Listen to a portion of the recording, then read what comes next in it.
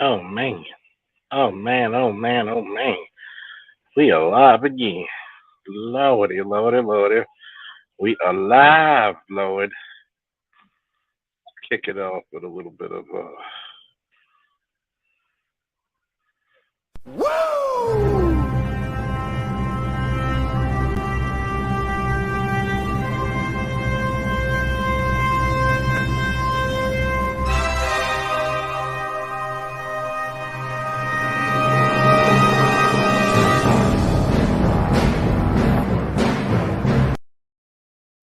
By the power of Grayskull.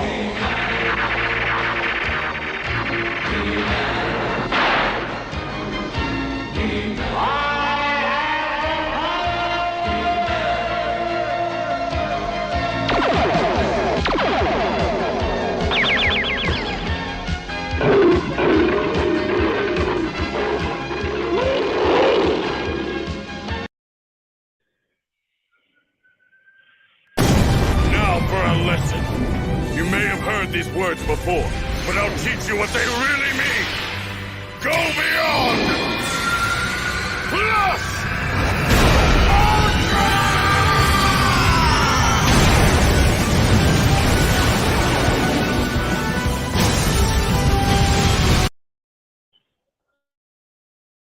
what's up, what's up, what's up. Thought I'd do a live stream, no matter how quick or how long it's gonna be. What's up? Let me know you're in the building.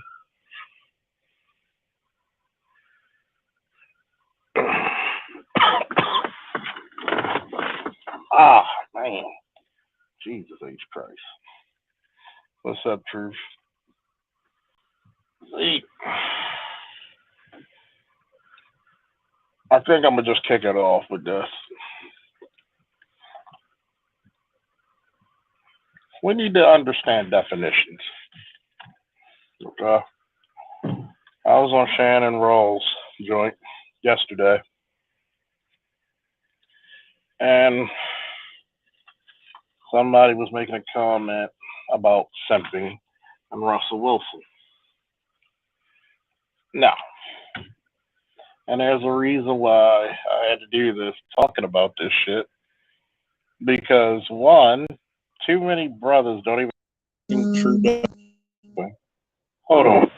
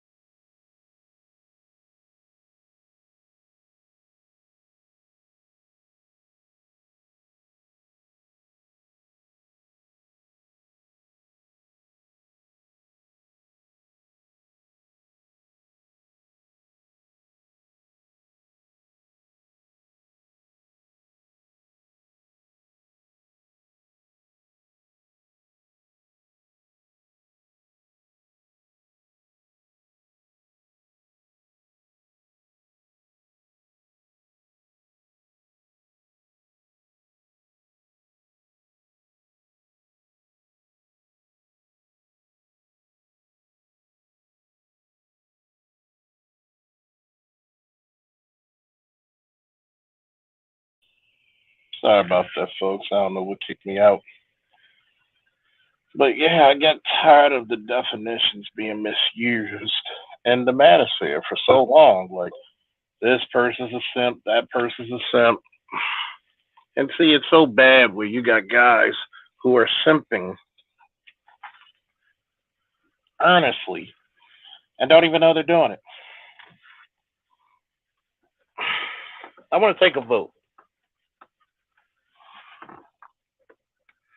If you think a guy like Russell Wilson is a simp, give me a woo. If you don't, say nah, bruh. And I'm explaining the definitions why. Because frankly, how can you be a simp If you're swapping wives, and matter of fact, let's not even go to the swapping wives thing. What he did with his first wife. Let's be real serious. One, Russell Wilson was the captain of the football team since middle school. He had access to girls that till Sierra made a record, she would be beneath him. He came up with family of class, okay? And too many people, and I do mean too many people, try to call this guy a square and don't even understand what it means to have a good image to make money.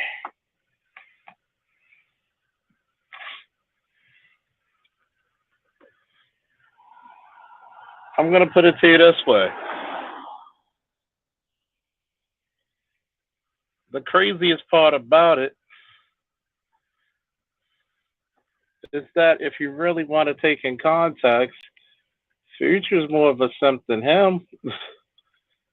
You constantly give women your seed.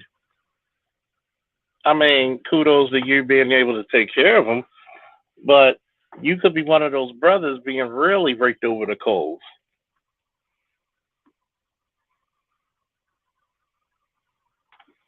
How can you simp if you put restrictions on a woman for an entire year to break herself to you?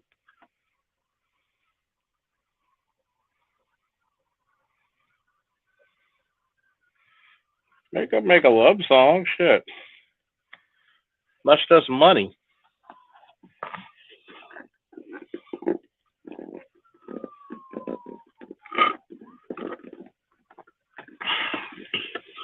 What too many people fail to realize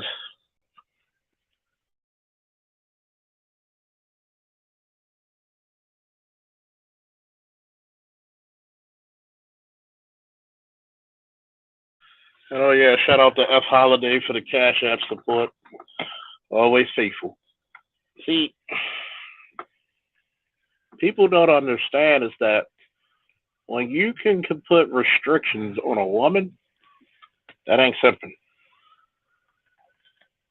He can tell her you can't have sex. That doesn't mean I won't.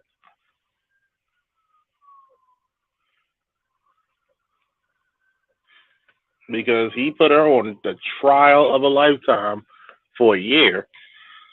And a lot of women, believe it or not, they wouldn't be able to take a year of restrictions. In 3 months, maybe 2 months, they'll be doing this.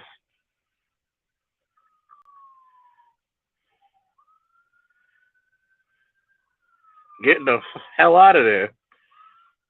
I can't take all these restrictions anymore. I need a hot girl summer.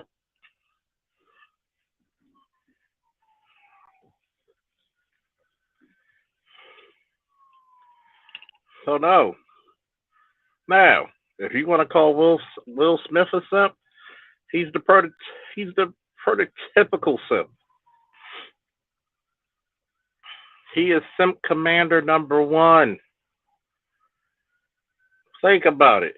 You strike another man, another grown man, not because your wife's in danger, not because you're in danger, is because she made a gesture.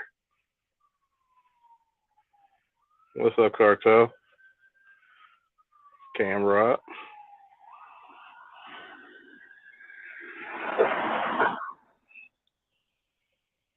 See, off a gesture. She didn't say a word, just a gesture.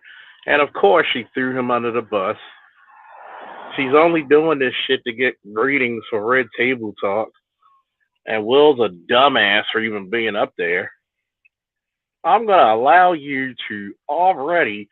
It's one thing to have a rumor mill, but to sit there and talk about your wife's banging another guy and you teared up crying, she does not respect you. You try to give all this shit to Jada so because she couldn't get it on her own. That's simping. You're doing it to not to please her, not to make happy, not from the kindness of your heart, is to hopefully express your masculinity, to hopefully be viewed by one woman as being a strong man. I'll be damned if I'm gonna be losing to Tupac. I'd have put my kids out the fucking house and got rid of that chick and lived my life happily ever after. No fucking way. I'll bust my ass to make you ungrateful motherfuckers worth something.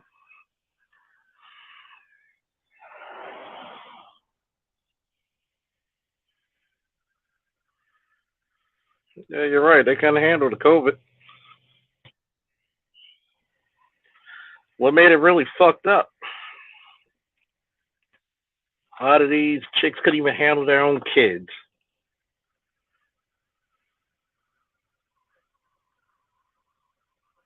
Damn shame, right?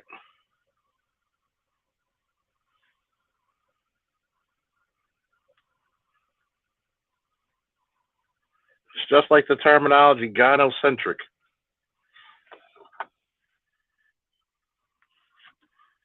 The terminology of gynocentric.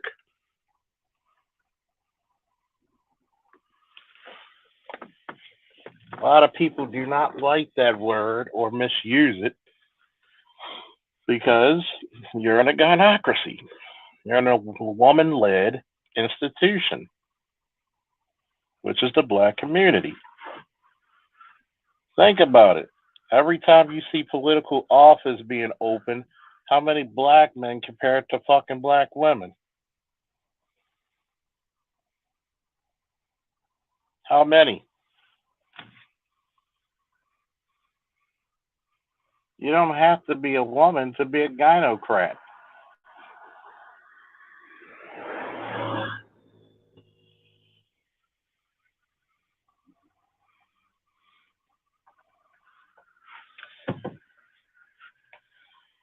Not only do we have to have definitions, we also have to have understanding because for the last 2 days, shout out to BMT, I was on his channel early this morning where a guy said black people only wanted to be near white people to integrate. Are you mad fucking stupid?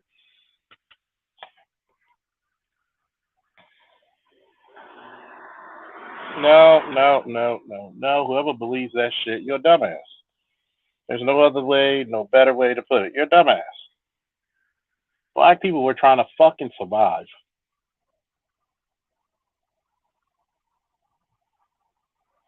Black people weren't trying to be near no white people.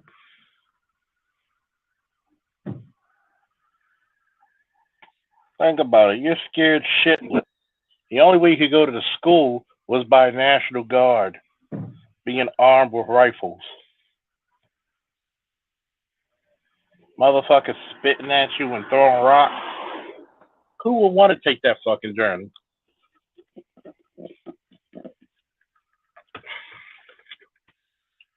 I noticed a lot of people still got this anguish to boomers, but the boomers were the motherfuckers that made white people scared to say nigga. They said nigga, and they knew an ass whooping was gonna come after it. Because during the civil rights time, you were either what? A young child or a teenager, or maybe 20. Them boomers them boomers were a lot different than the solid generation, if you want to be historically correct. The solid generation would, keep your head down, don't say nothing, walk on the other side of the street, don't look them in the eye. The boomers were the ones you get this, I wish a motherfucker would call me a nigga. I wish a motherfucker would tell me go on the back of the bus.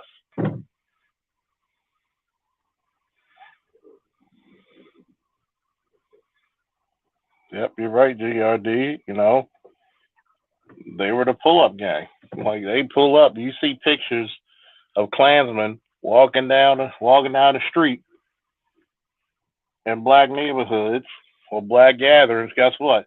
Those were those young adults and them teenagers whooping their asses. That were the boomers.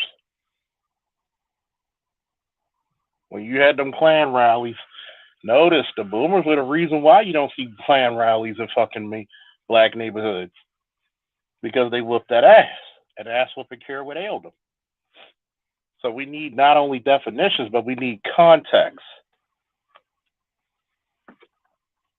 And I'm going to say this, and I'm going to make the context very clear. Not one motherfucker wanted to be integrated just to be around some goddamn white people. Nope. They wanted their fair share of the American dream that they earned, that they build. They didn't want to shop at white stores. I don't get why people romanticize this bullshit. Yeah, we had intact families, but how the fuck could we have great schools when a lot of the schools were not properly funded? Hell, the average person in America didn't go past the fucking 8th grade. That's the average. Only what? 10, 15%, maybe up to 20 at the time went to college in America. Defined where we were great during the goddamn 30s, 40s, and 50s. Because an overwhelming majority of blacks were in fucking severe poverty. But you know, we want to omit historical data. We want to omit facts. We want to omit where people have actually lived this shit.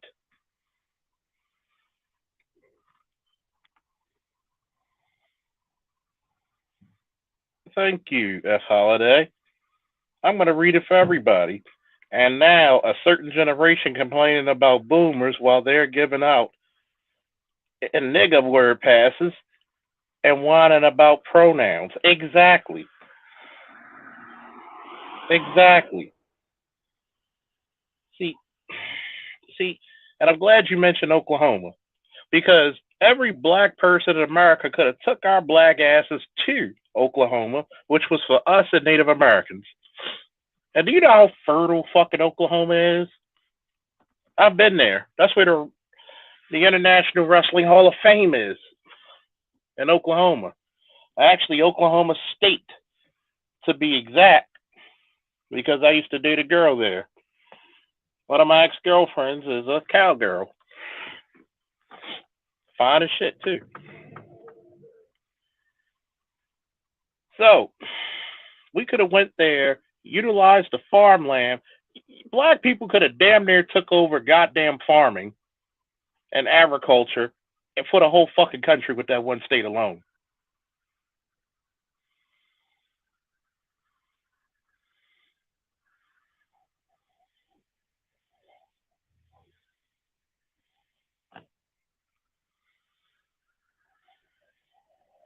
See, I get what you're saying. Segregation was the disenfranchisement of black people. Because if people knew, if you gave blacks the options or the accessibility to higher learning, to career opportunities, they're gonna run like fucking Reggie Bush in college. Okay? See, they had to do very despicable things to stop black momentum. Definitions and context are very important.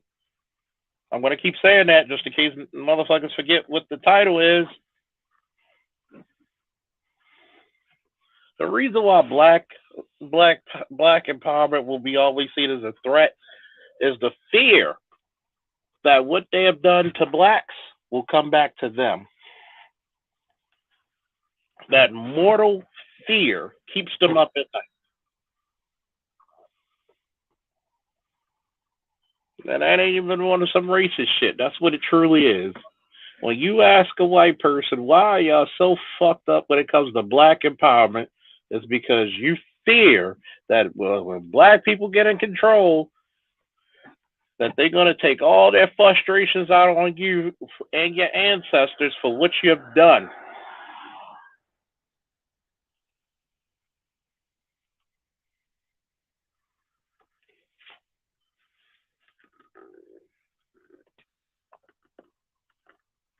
Divine retribution is a motherfucker, isn't it? And here's the fucked up part.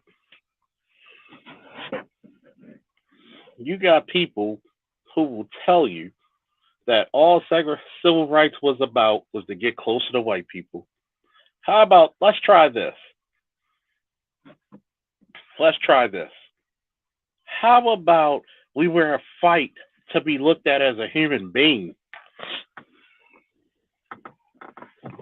Because we knew separate, if you see a lot of you, I can tell why you don't have the historical shit down. It's because your grandparents are either one, not old enough, or you're listening to the wrong fucking channels.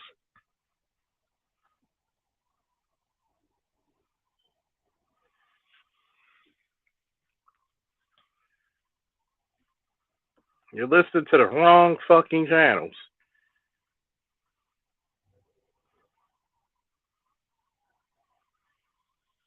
Context and definitions are so damn important.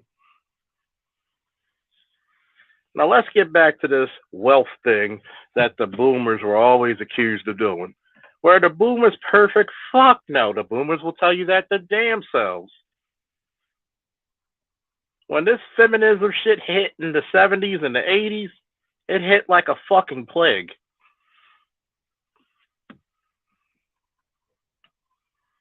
Think about it.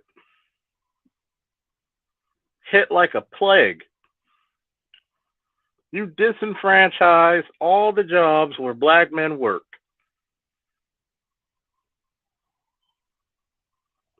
You took them away. You put them in Southeast Asia. But these same, this is where I get upset about being historically disingenuous and dishonest. But these same broads will go out of their mind and say out of their mouth and say that black men abandoned them. Black men didn't have any jobs. They didn't build anything. Who the fuck do you think built shit in America for the last 100 years? The last 500 years? All the fuck we were allowed to do was build for everybody else. To build the fucking country.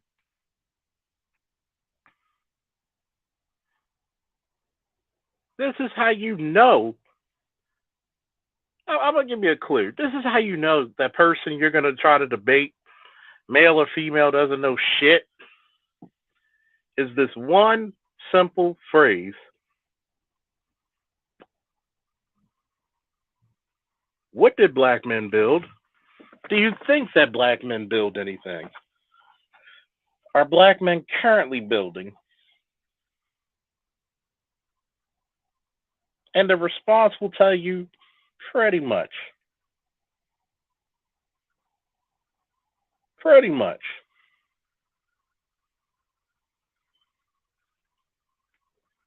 And see, when you get these women out there, not to pick on the women too much, ask them what their definition is of a good man. And pretty much that definition is going to be pretty much summed up about service to them, what he can do to them, for them, protect them, provide for them. But when you ask them what a good woman is, notice they get very silent. They always talk about some shit after the silence about being a partner. I'm sorry. I'm not Brett the Hitman Hart, and you're not Jim the Anvil Neidhart, and we're not forming the Hart Foundation. You're either a wife or you're not.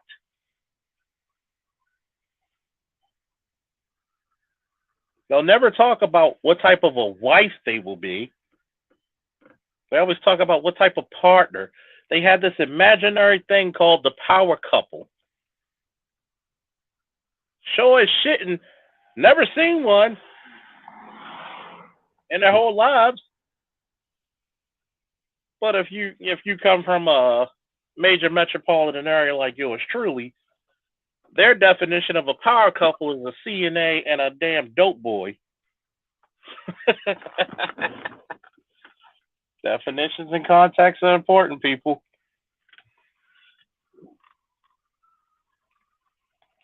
Now,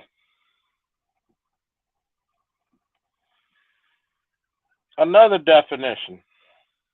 Planning.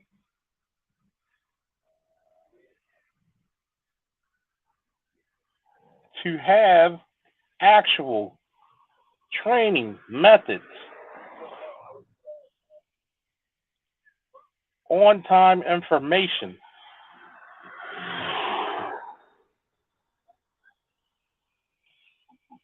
and factual things to actually afford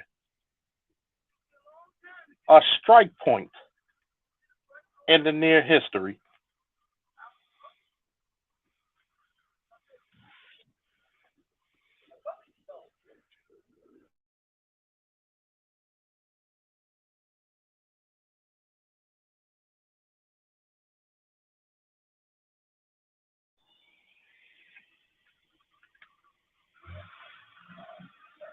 You got to understand this, folks.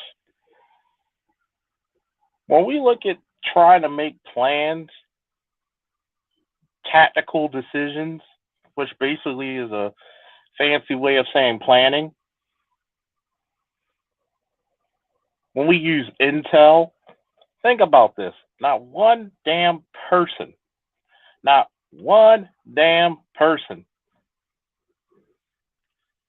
ever gives a fucking answer correctly about what would they have done during civil rights. Do you know why? Because the shit pisses me off once again. You know why? Because you don't have any fucking concept of segregation. What's up, electrician?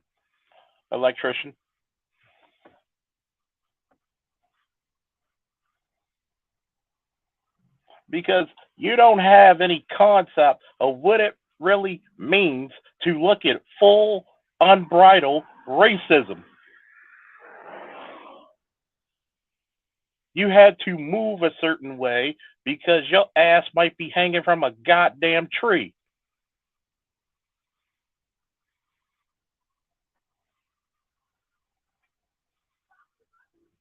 Goddamn shame. Little kids running in front of cars and shit. No parents. I swear to God, man.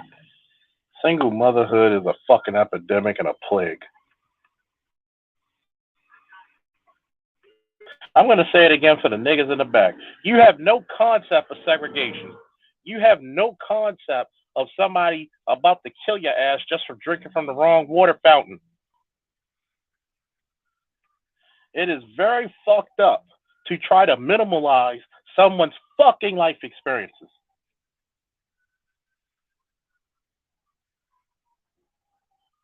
There's many a times you'll see me and Art News Style just talk and tell people when they're like, well, the teachers, and you got a goddamn teacher right there, or, well, the police, and you have a police officer right here. Well, the police don't protect people. And then I ask the same fucking question. Are we better off with the police or better off without them? And see, this is the real reason why we stuck. Because we fundamentally discombobulated. You cannot ask for somebody to plan and to be a leader and you forget to follow. You forget to carry out the orders.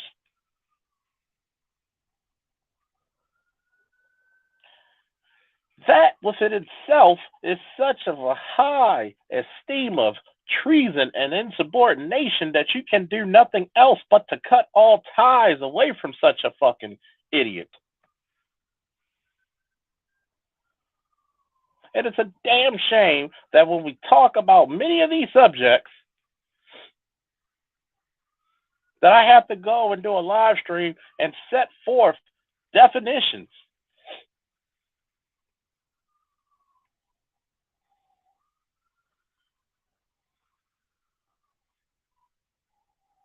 Set forth definitions because niggas refuse to learn.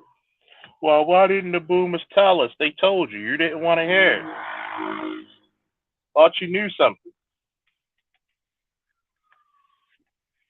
My mom and dad were born in what? 57 and 59, respectively. And they'll tell you. Baltimore in the summertime, dirt bike. In the springtime, dirt bikes. You know, it's funny. Niggas can always find a dirt bike, but you've never seen a nigga with a book. I digress. They remember when King and Malcolm were assassinated. They remember the riots.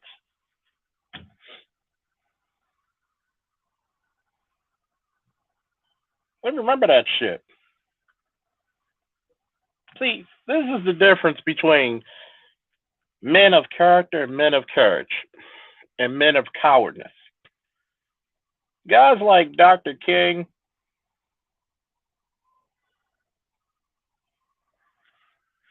and the Honorable Malcolm X were men of character. They knew they were not going to live to see old age and still carried the mission out accordingly. They knew they were not going to see their grandchildren. They were not going to die of old age.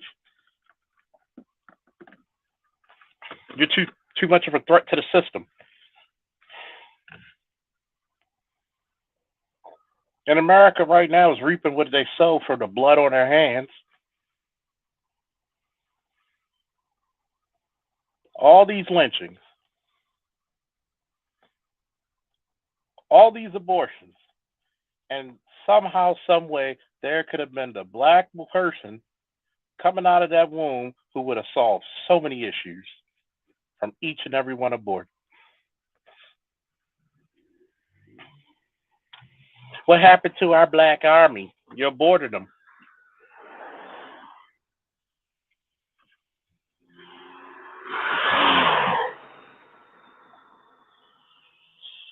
Yep, 12 o'clock, boys. God bless. Why don't the city just designate a fucking area for them to do it and make them sign waivers if they want to ride dirt bikes all fucking day and night long?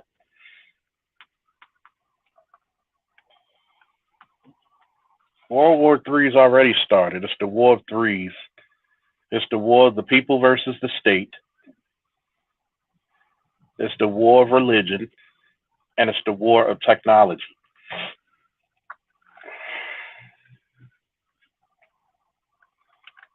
Okay?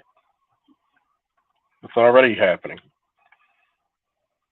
You don't have to fight when you think about it. We spent global war and terror for 20 fucking years. We literally fucking reunited the Crusades from 1,000 years ago.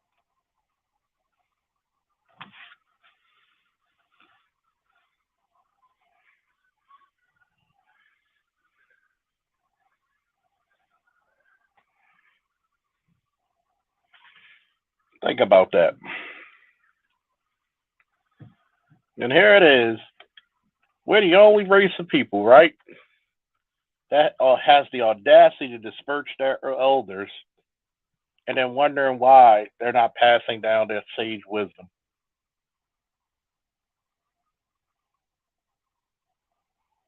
And the craziest part, guys like Uber and BGS actually gives the younger generations a platform to speak. When he allows a guy like Truth, who's 19, to tell you what it is and how his generation are not race loyal. They're not bound by the same rules of yesteryear. They go for the women that fucks with them.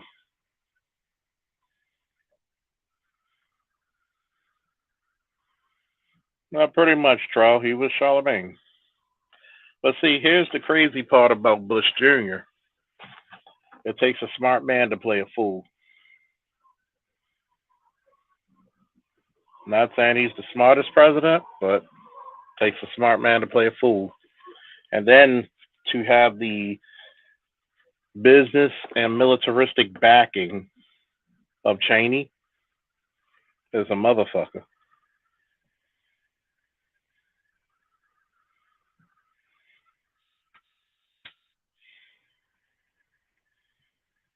See, a lot of people do not understand. Nope, the people versus the state. Not necessarily civil war in a sense, because you already seen it. Look at the Capitol. It's called insurrection. In some factions, it is civil war. In some factions, it's not. It's just one of those things that when you look at the War threes, that's what you're gonna get.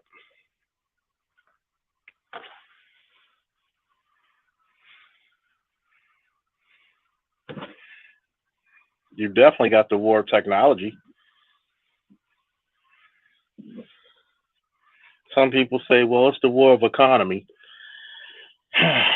Economy has been meshed into technology so much that you can't see the difference anymore. That's the currency. Whoever has the best tech wins. Why do you think China's trying to beef up their nuclear arsenal? They're trying to be like, I got stay in power.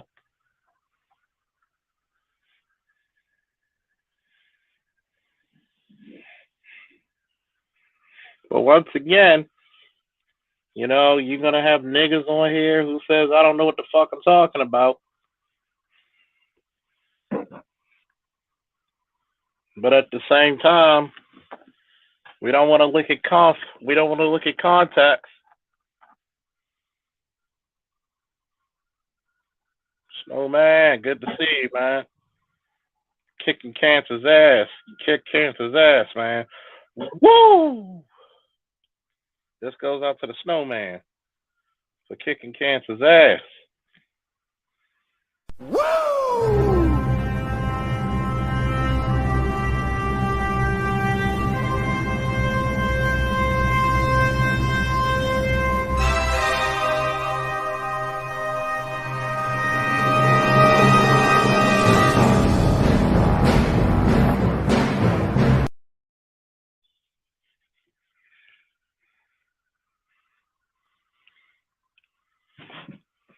Shout out to the electrician.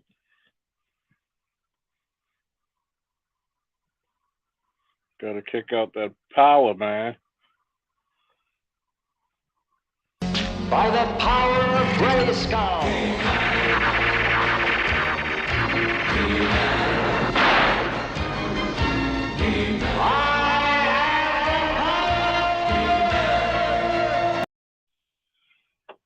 By the way, that was very fitting and timely because he's an electrician and the power of Grayskull comes out of the form of electricity. Just saying. He said, BGS and Black Uber dropped golden nuggets to our brothers last night. Facts. Facts. See, the one thing I can respect about guys like BGS and Uber, they're never going to challenge my knowledge of law enforcement and military. I don't challenge them when it comes to their expertise. And a lot of people don't even take the audacity to first listen and then make a comment. Actually, what Black people need to actually do is to listen, take a minute to digest, and then ask a question, then comment. Somebody write that down in the chat, please. Because first and foremost, a lot of people have to actually digest and sometimes even write down comments that were made. Sure, what you need, man?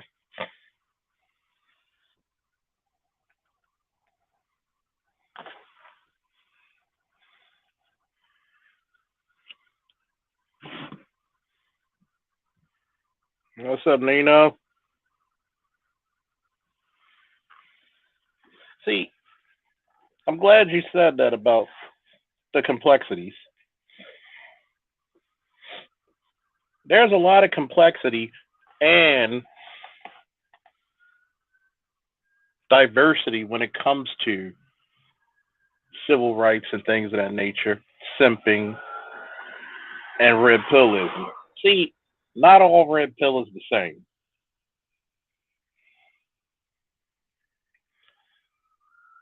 And it's funny because one man's red pill, there's some men who are still forever in red pill rage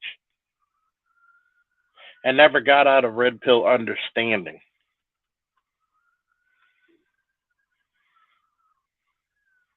Yes, you may. Post up. Hey, we got a brother in the manosphere who just went through his surgery to get rid of some cancer. Him and his wife fell upon some hard times.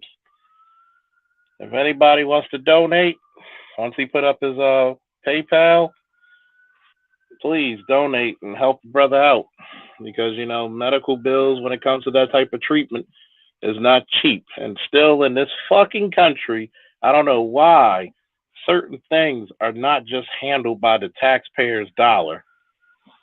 But please, here on this channel, we donate. All right.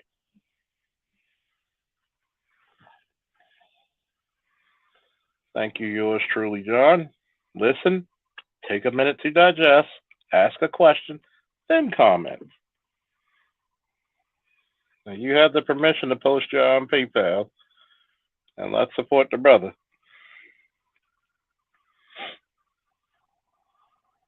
See, we're going to have to be people of character and action.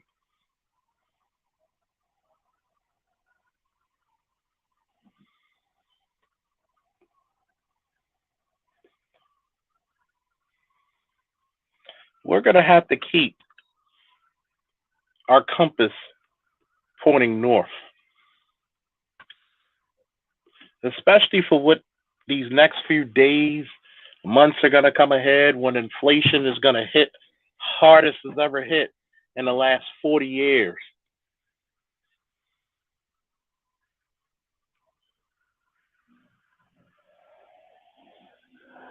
This whole thing with Ukraine, in my personal and professional opinion, is not just about the NATO, but it's also about trying to make America great again when it comes to the unmelanated.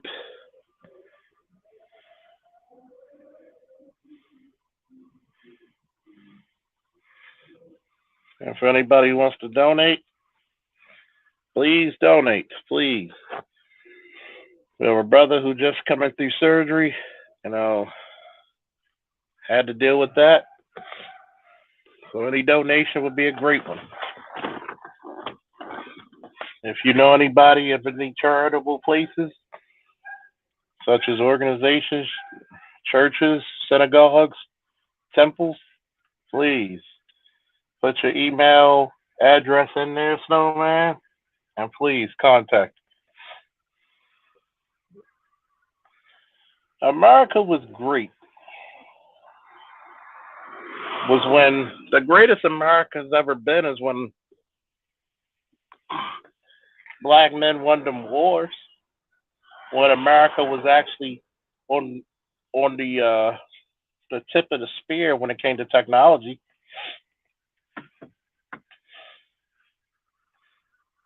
That's what it was at its greatest.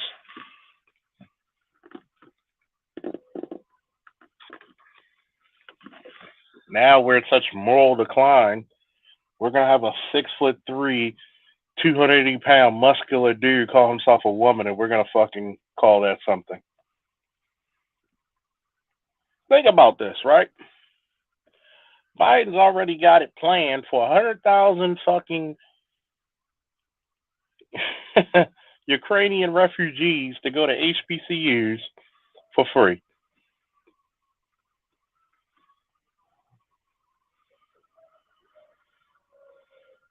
And there's his email address for those who have any connections or know anyone who does good charitable work to help them get back on their feet.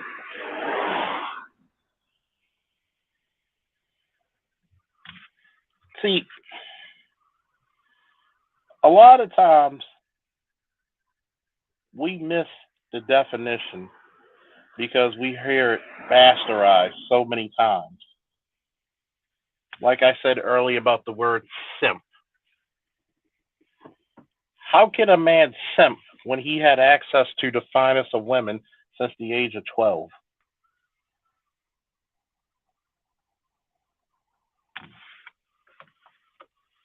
How can a man simp when women flocked at him since middle school?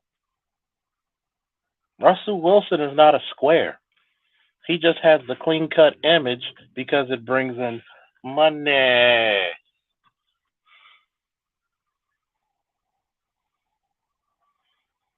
But niggas are too stupid to realize that.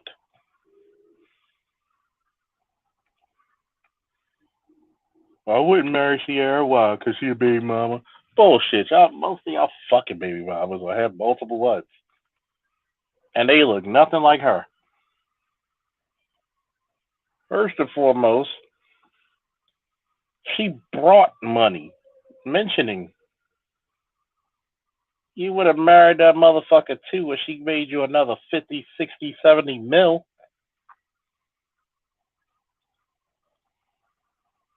But see, here's the bullshit about it is you got a bunch of fronting ass niggas who don't even understand their right hand in front of their face, let alone millionaire and billionaire relationships, let alone economics, let alone generational wealth.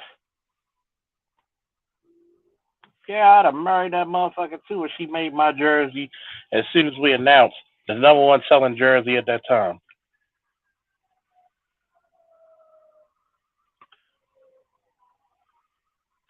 How many of you brothers can actually say just this woman, being associated with this woman actually brought you more money, more business, and more prestige?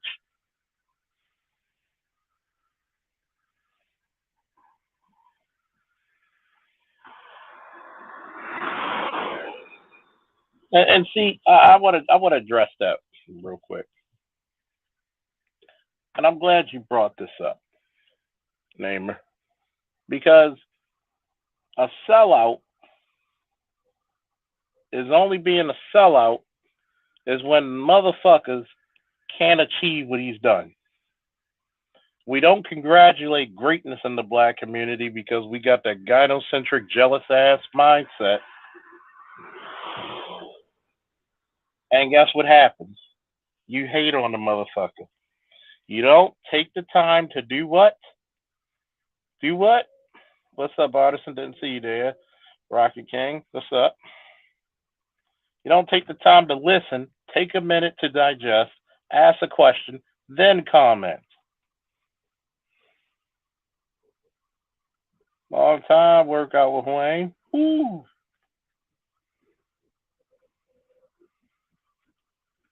Don't forget to donate to the snowman. He kicked cancer in the ass. Needs help from us all, from the brothers of the manosphere. This is what the manosphere should be about. When a brother's going through a traumatic experience, such as child custody, child support, divorce, cancer, we should come together and form it like Voltron and be the protective shield over that person. Because you know you will want that shit too.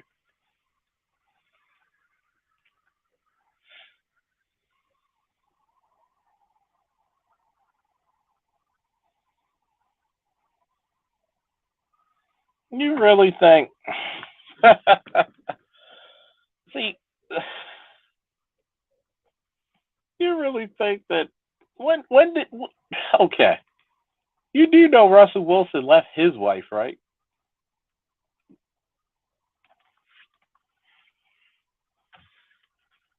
Future knows not to come anywhere near that man.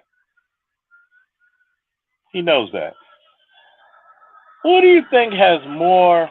Who do you think has more power and stroke?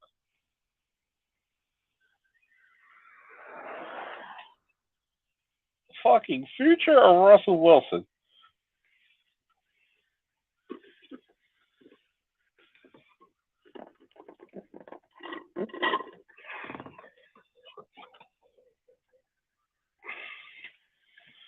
I'm gonna tell you something. When did Future ever put restrictions on Sierra?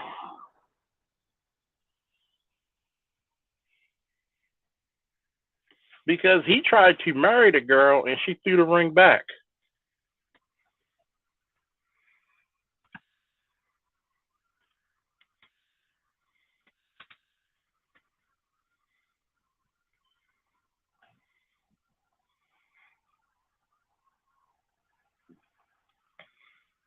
Of course, they're projecting their insecurities because if Russell Wilson actually walked into a lounge, no woman would be looking at them. Future is not an alpha. Future wouldn't dare put restrictions on Sierra. Russell said you can't have sex for a year.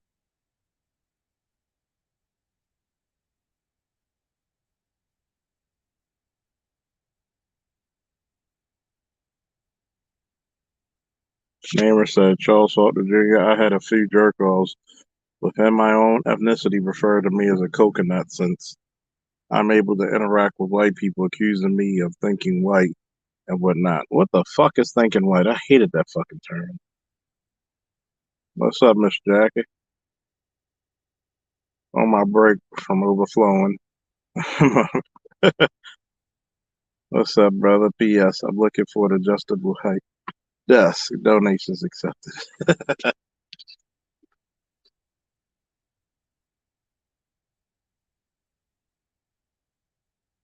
It's obviously Future.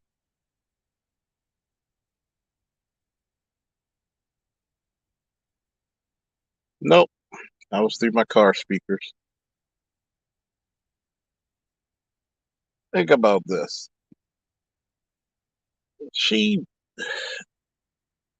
She was never ready to settle. She knew that when a guy like Future coming around, you don't fuck it up. Not Future. Russell coming around, you gotta break yourself.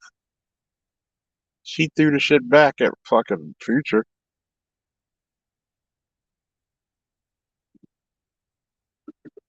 If you think about it, Future tried to fuck everything, and that one woman Future fucked made him $70 million. Not one.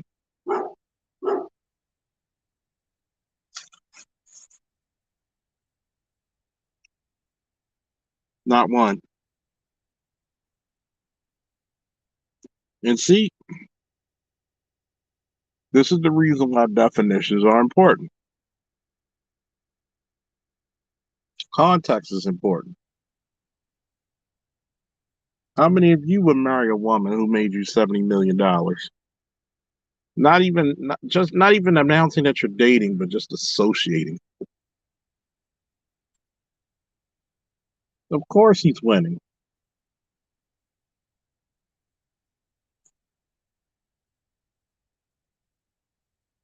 Even when he even did something that Will Smith couldn't do with his wife. Sierra wanted to get fucking child support from Future. You know what he told her? I don't need his money. That's some alpha ass shit. To tell your wife. Fuck you going down there going to court asking and begging for money. We don't need his fucking money.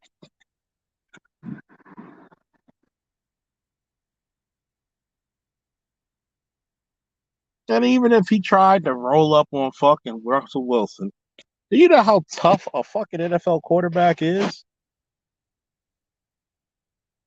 And best believe you certainly not going to put your hands on him when he got a couple of fucking offensive linemen and tight ends and fucking linebackers surrounding his ass, or those huge ass fucking wide receivers with him.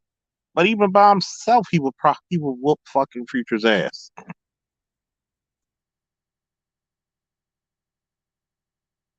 That's why we need to get out of this whole thinking hood niggas are these alphas. Maybe for certain demographics, but not for all.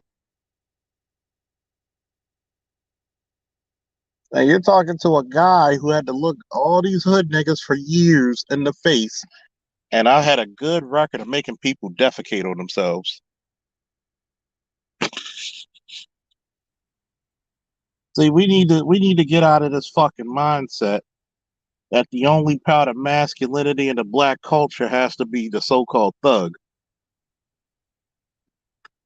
There's a lot of black businessmen who are more gangster than Easy even thought of being.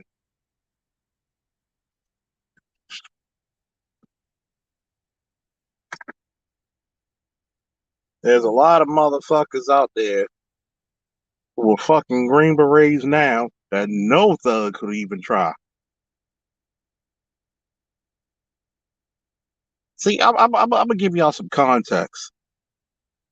You think I forget what the black guy who's a Navy SEAL? I forget his name, the one who's always exercising and running. You really think that some thug gonna step to him and not get their fucking asses whooped? We need to stop that. First and foremost, I'm gonna give you even further proof to this imagery shit. A lot of these motherfuckers started sagging their pants. Thank you, David Goggins. A lot of these motherfuckers sag their pants, talk with slang, and get tattoos to look tough. Looking tough is a world of a difference of actually being tough. Any man that could go through buds will break a foot off in your ass. Oh, Billy Blanks will kick the shit out of you, even now.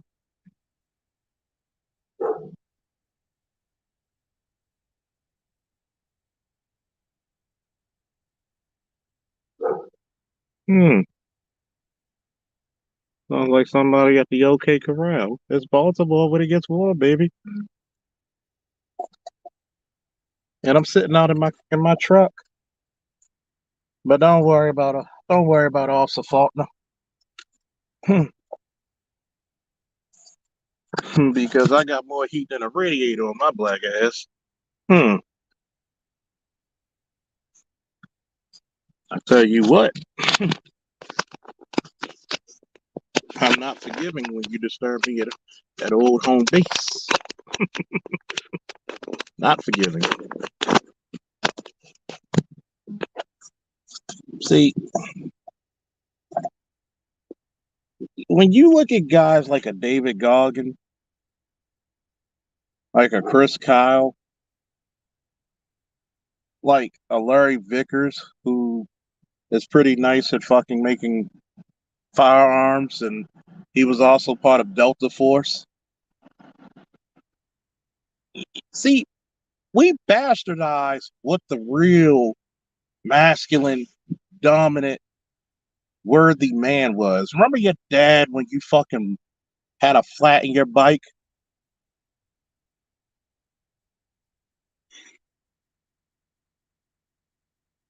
Yep, seen the police go down the street. Huh. The boys in blue, the old covert. And I heard about what? 15 to 20 shots let off? That either they assassinated somebody or it was return fire.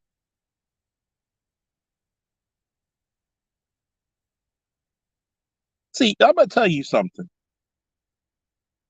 And I'm going to tell you something real crazy, right? There's a lot of bad mouthing we do to people in these fucking spaces, and it's unjustifiable. When I had motherfuckers tell me that, oh, you just a punk motherfucker. Okay. I could be all the punk motherfuckers you want me to be. Just don't touch me. And I'm tired of motherfuckers trying to paint this image of thuggery as only masculinity, because not all thug is illiterate.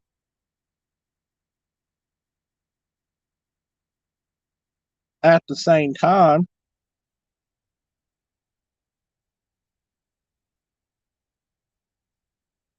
at the same time, don't think these niggas in a suit won't break a foot or a wingtip in your ass. See, a lot of y'all probably didn't realize how big fucking the lead attorney was till he stood next to Kevin Samuels and, mediocre tutorials and reviews.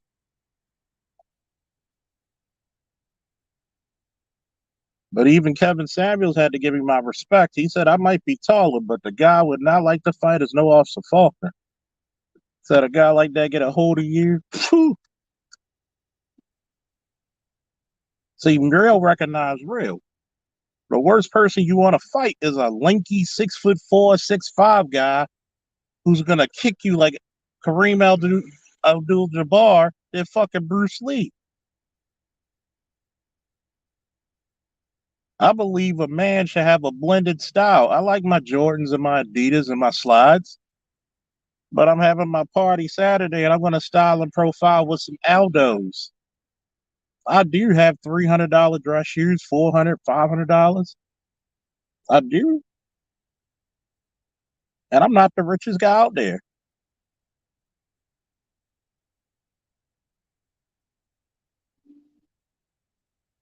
I remember guys talking about, I'm gonna run up on this nigga head. No, you're not.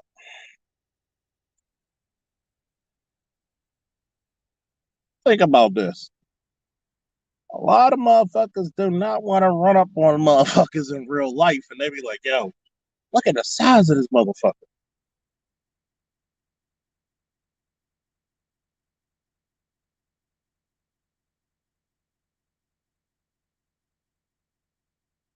Oh, Jim Kelly? You better not run up on no Jim Kelly. Hell, you better not run up on no Jim Brown. That's 100% man. Remember those old mechanics, them old police officers, tough as nails, that old Marine, that old soldier, that old sailor. Shit, I'll fuck you up. See, back in the day in the service, we used to go to bars looking for fights.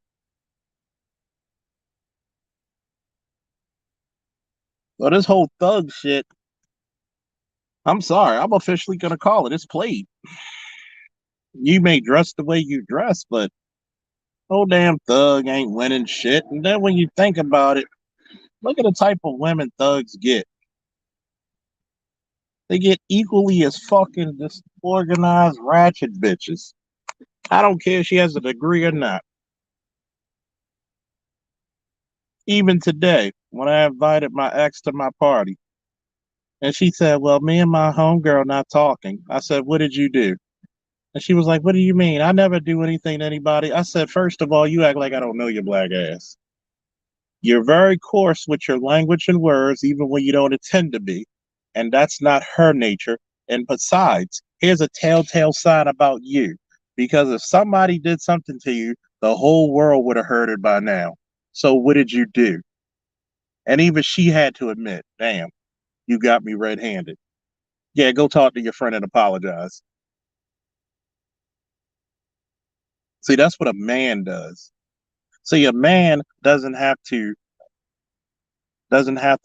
put a woman down to put her back in her place and check her. No, I know you. What did you do? See, that's what Will needs. See, places like this, this place and others in the Black Manosphere, this is what Will Smith needs. The problem with Will Smith, he got all that money, but no friends. All that money, but no friends. Somebody put that in the chat. He has all that money, all that income, all that wealth, all that prestige, but no friends.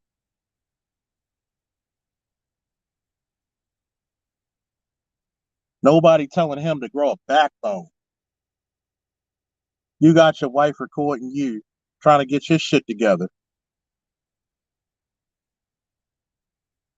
And she's trying to get you on this fucking talk show. Man, I would respect Will if he flipped that fucking table and said, I'm out. I'm done. I'm done. I don't give a fuck if you get half. Fuck you. I'm done. See, men need to start making declarations again.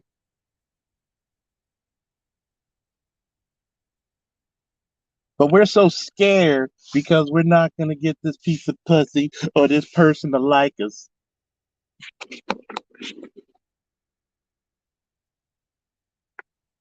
We're scared. If you're scared, say you're scared.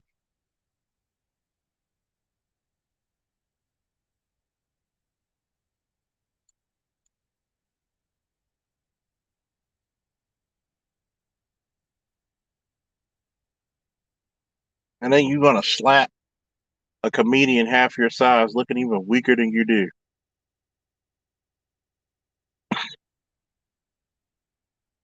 And I've seen motherfuckers like this.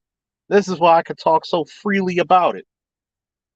I've seen motherfuckers. You got all this shit going for you, but you don't have the best backup. You don't have anybody that you could fall and somebody's going to catch you.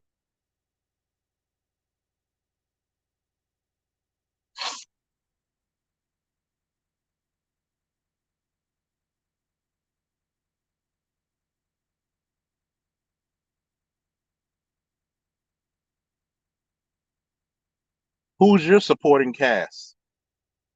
This is what I get on black men all the time. Who's your goddamn supporting cast?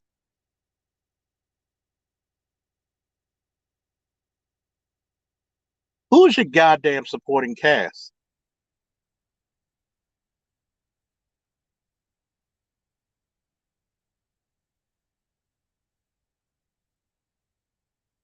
If you don't know the answer to that, what's the motto of our space over here?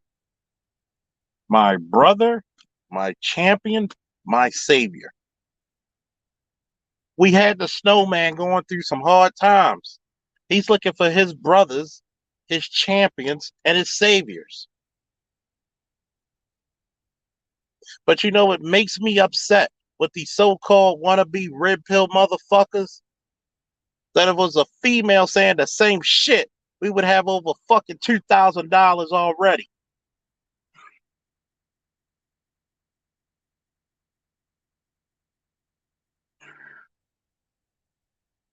But when a brother needs help, nowhere to be seen. But like I said earlier, definitions and context.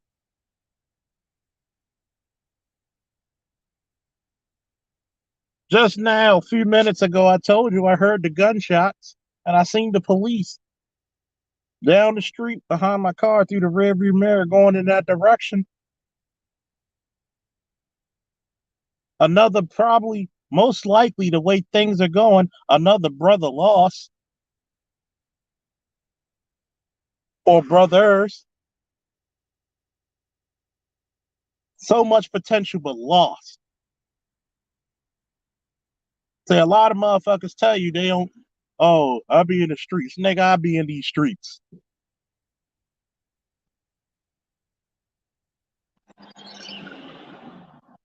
And you're right. You damn sure better watch who you let in your team. Say what you want about my boys. We may crack on each other and joke on each other, but at least we had each other's back for almost 30 years. That motherfucker flew through that fucking red sign. I need to turn my cop senses off because I'm looking at that motherfucker like he's a fucking suspect. Mm, mm, mm, mm. But don't you worry about me. Huh. I got this fucking 40 caliber with 13 shots and and 26 of his best friends, and I got a 12 gauge, a semi-automatic 12 gauge in the back. We gonna be all right. And if necessary, Mr. 300 Blackout is gonna have a conversation.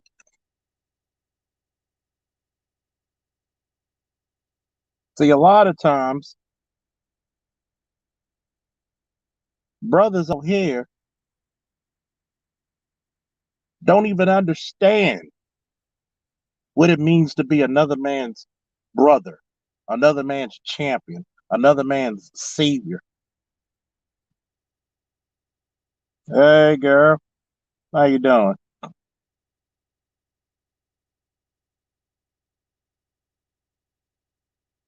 This is the reason why I actually feel bad for Will in some cases. Some cases, I think he need to bite that fucking embarrassment.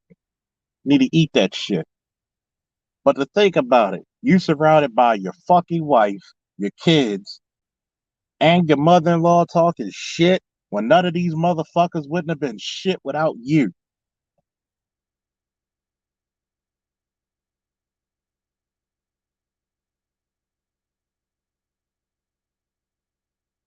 Rocket King said, "What's up, Rayhama?"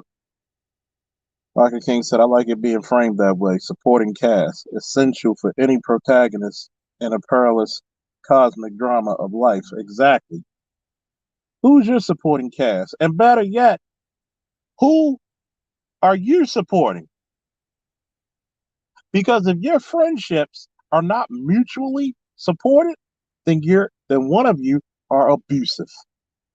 One of you are negligent and derelict in your duties when it comes to brotherhood.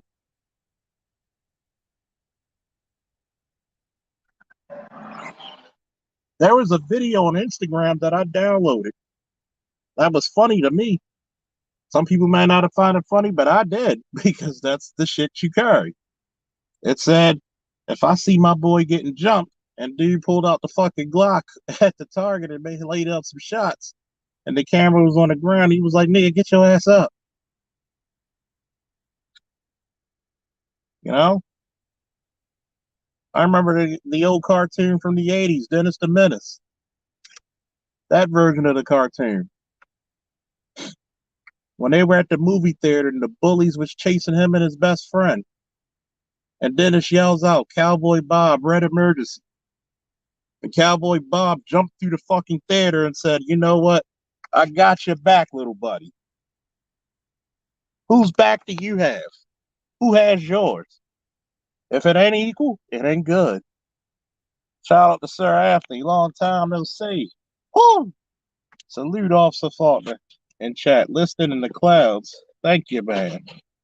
Gotta give you the y'all mic salute.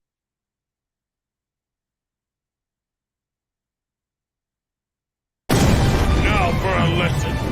You may have heard these words before, but I'll teach you what they really mean. Go beyond! Plus!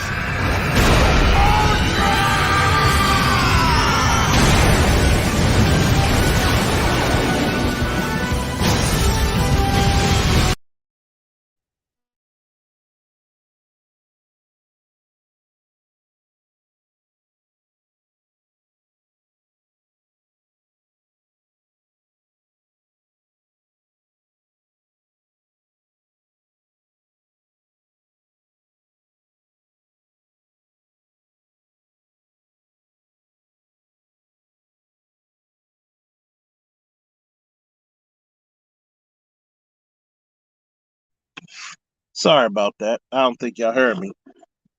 But if you're not familiar with My Hero Academia, especially that hey Snowman, do you have a Cash App? They're trying to get to your Cash App if you have one.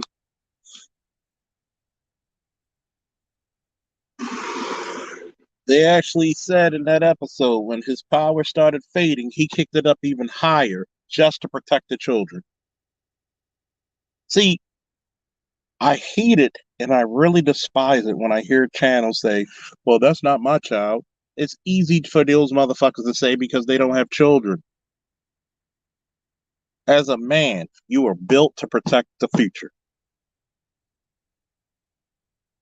Regardless if that boy's mom's a hoe, if that boy's father is a bum. That boy ain't asked to come on earth. That boy or that girl never asked. Some motherfuckers in this space right now will see a child hungry on the street and wouldn't shit in a bowl for them to have something to eat. And that's despicable. people in this damn space now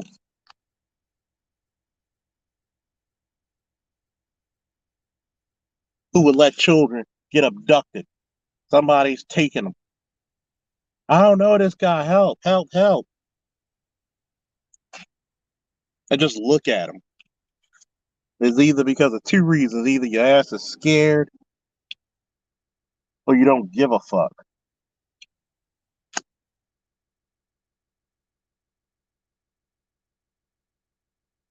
And I'm going to try, if Snowman's sleep, he might be tired, he might be asleep because, he's still recovering from the surgery. I'm going to try to get Snowman's information to post in my community tab. And we're going to try to get him a Kickstarter and everything, get him going.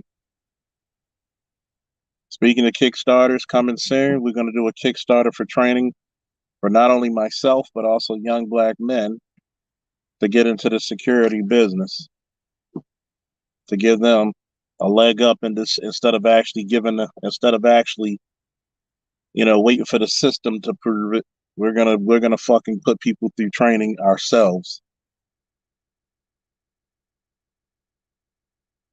We're gonna be our brother's keeper. We're gonna be our brother's champion. We damn sure gonna be our brother's savior. And I'm pretty fucking sure one of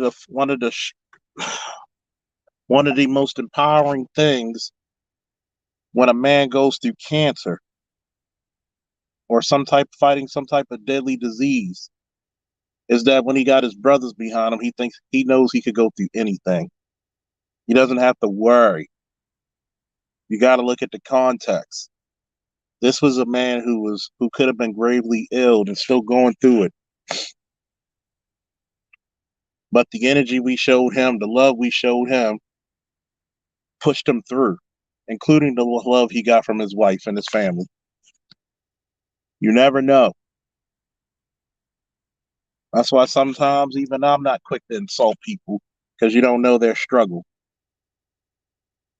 You don't know. Black men are shitted upon on such a vicious rate that hell, a lot of us don't even know where the fucking next dollar's gonna come, the next meal's gonna come. And some of us have children. Doesn't make you a bad person, just makes you maybe down on your luck. Everybody needs a little bit of a blessing sometimes. Bless your brothers. Nothing against the sisters. May they find their blessings too. But the brothers need to get up.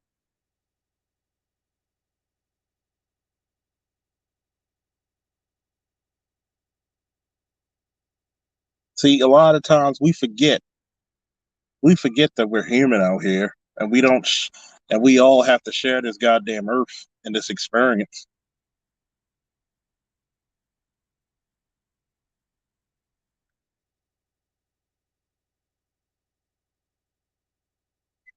We forget that.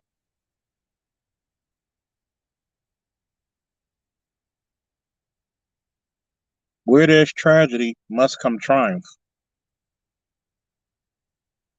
Where there's pain must come perseverance. Where there's struggle must come strength.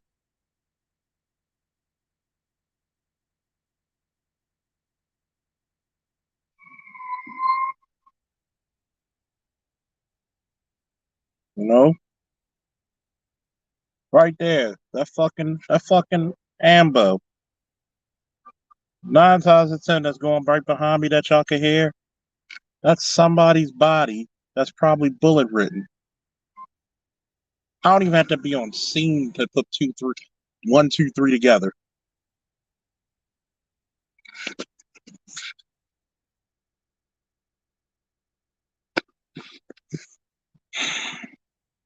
I tell you what, looking at the news today and the foot spa, yes, please, black man, get your feet, fucking, go get your pedicures, go get your feet scrubbed, get that dead skin off your shit.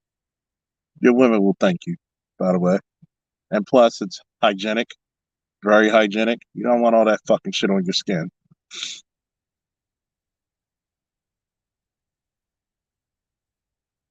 When But I'm looking at the news, and Mayor Brandon Scott saying that he's going to get 35 new civilian investigators to investigate crimes, to put more police on the streets. I looked at him like, you're an idiot. Why don't you just hire more police? Get the funding from either the state or the federal government. But what happens? You let good police officers go. Remember context and definitions? You don't make it worthwhile.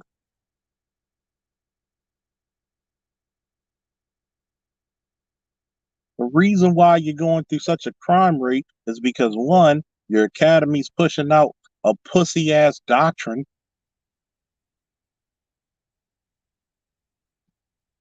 Woo! What's up, man? One, you're putting up a pussy ass doctrine. You're gonna have to give police the ability to kick some ass and take some names. And you're gonna have to remember them to do it righteously. Meaning, you don't hem up the hardworking man, you don't hem up the hardworking woman, you hem up the criminal element. Stop being afraid of the goddamn criminal element. Take it to them. Stop making shit comfortable. Number two, you need to remove this fucking sorry ass state's attorney, Marilyn Mosby, who's never fucking tried anything of any fucking major criminals or major shit. She's only made her name off of trying to fucking please the public by trying to fucking accost police and lost.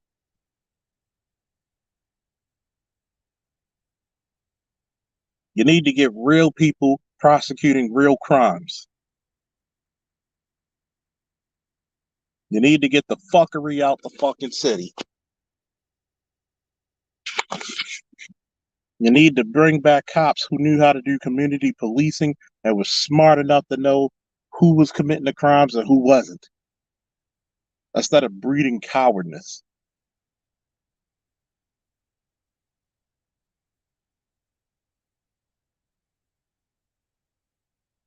That shit right there, hearing shots, no. That's what the fuck I did for almost 15 years.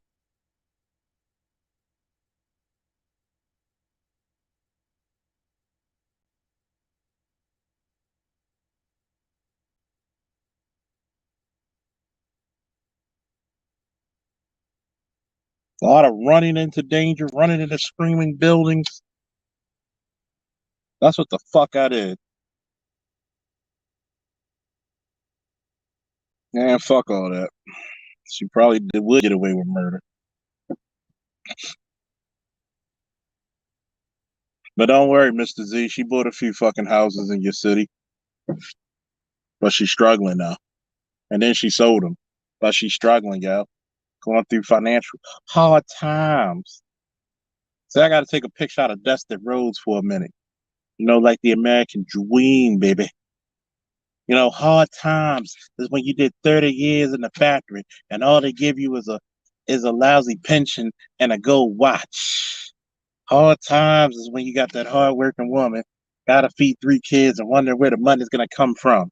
Hard times is being a man put out of his house and he on the street trying to find a way. That's hard times. I refuse to hear of a person making $250,000 a year struggling during any goddamn hard times when you were getting paid handsomely during COVID.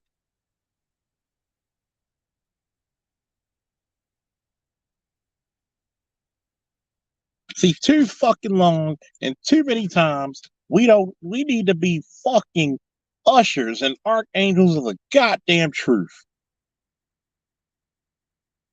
I was over there at Arch Channel for a minute. Shout out to Art of Whitmore. It's a goddamn shame brother like that got to rebuild his shit off of fucking hatred. Off of fucking stupid shit. Y'all gonna have me really cussing in this motherfucker.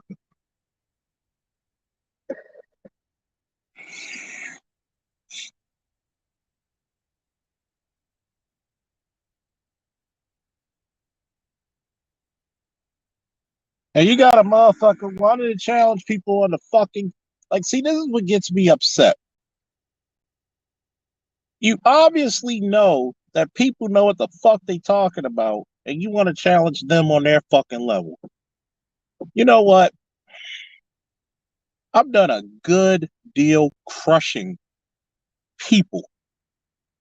And some of the people I've crushed are major content creators. Okay? And I'm going to put it to you this way. The next motherfucker challenge me on some shit that I know, I'm going to fucking crush you.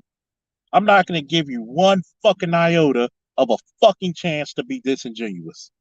I'm just going to fucking crush you.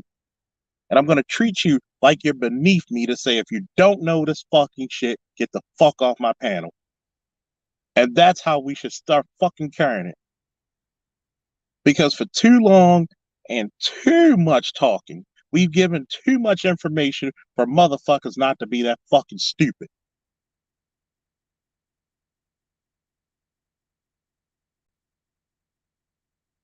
And for what? Trying to make a name for yourself? All you're going to do is embarrass your dumbass self. So I could crush you again, you Mark fucking Buster? Shit, complain me and Madden, I'll destroy you like I always do. And I hope you got it on PS5, nigga.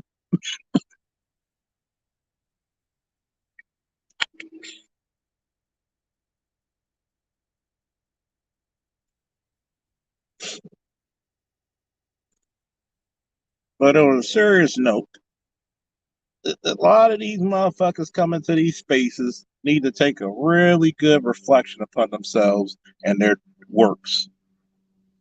When you don't even have the fucking concept of a motherfucker, I mean, think about this shit.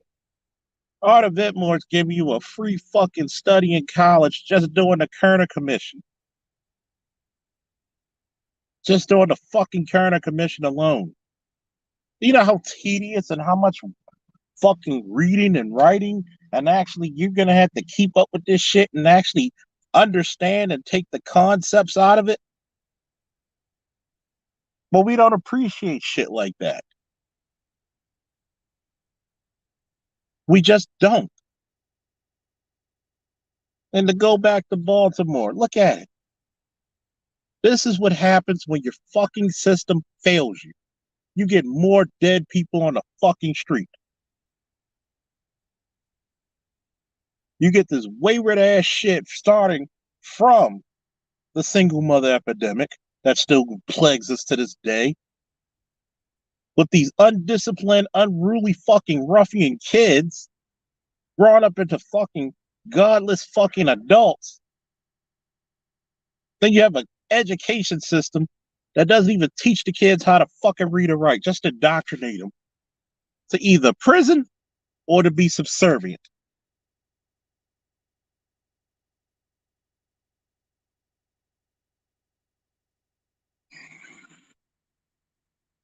And then when the brother tries to make it, what happens?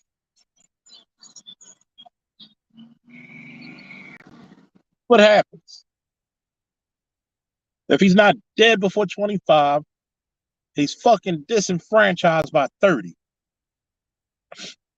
Hell, let's even back up from that. By the fucking 8th grade, you're not reading on level.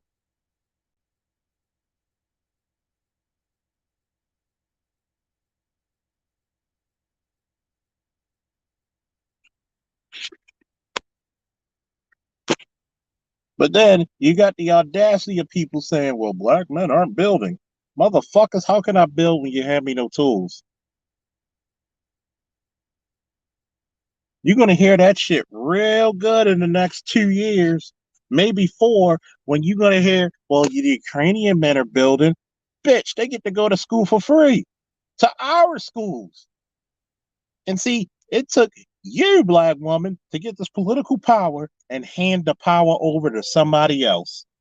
See, you got to notice, women, what did I say before? What women don't do? They don't invoke power.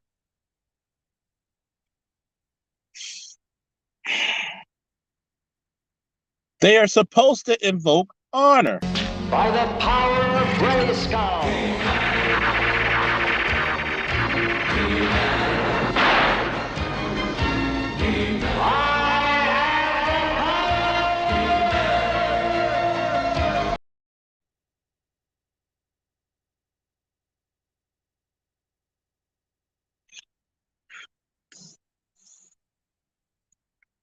But niggas don't hear you. I'm gonna drop the link in this shit. Anybody want to come up? Come up. If not, I'm closing down early. I'm gonna tell you, a lot of this shit that's gonna come up, a lot of these people coming over here, but yet not one black woman opened up their goddamn mouth and said the Haitians should come over. Fucking idiots.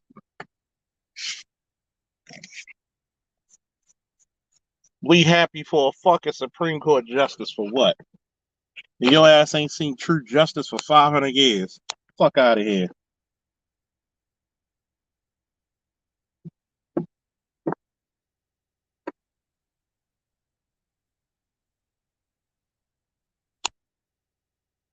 Damn shame.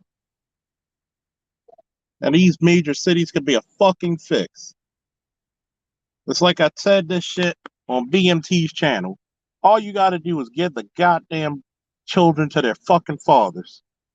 And the number one reason why they won't is because, one, they know that these fathers are probably gonna do a better fucking job. And now, after they do the better job, they're gonna look at the fucking women and say, you were the cause of our destruction. You were the people who were against me. What's up, Z? Listen here, Mr. Faulkner. You leave Marilyn Mosby alone with her fine ass. You're hating ass. You're a hater. No, I'm playing with you. No, I hear you on this. I hear you on this. I hear you on this. Honestly, then again, we already know. Look, she is what homegirl said in that movie. She is kind. She is important. She is fucking with you. She light skin, and you know that light skin costs like double. So yeah. I better stop acting like my girlfriend ain't light skinned, but you know she light skinned, so that shit costs like triple actually. Mm-hmm. You know how that is. Will Frieza attack? Will Frieza come to Earth to attack again? Will Goku to another level? Will light skin call back? Will a light skinned bitch ever be held accountable? Find out again on the next Nigga Ball Z. Nigga Ball Z. Test. What's up, man? What's going on, bro? No, I mean, look, we're in the time of, this is women enlightenment period, especially black women enlightenment period. This is a way of America showing that it does practice meritocracy, which we all know is bullshit. To a certain extent, actually. I think to a certain level we actually do, but not really.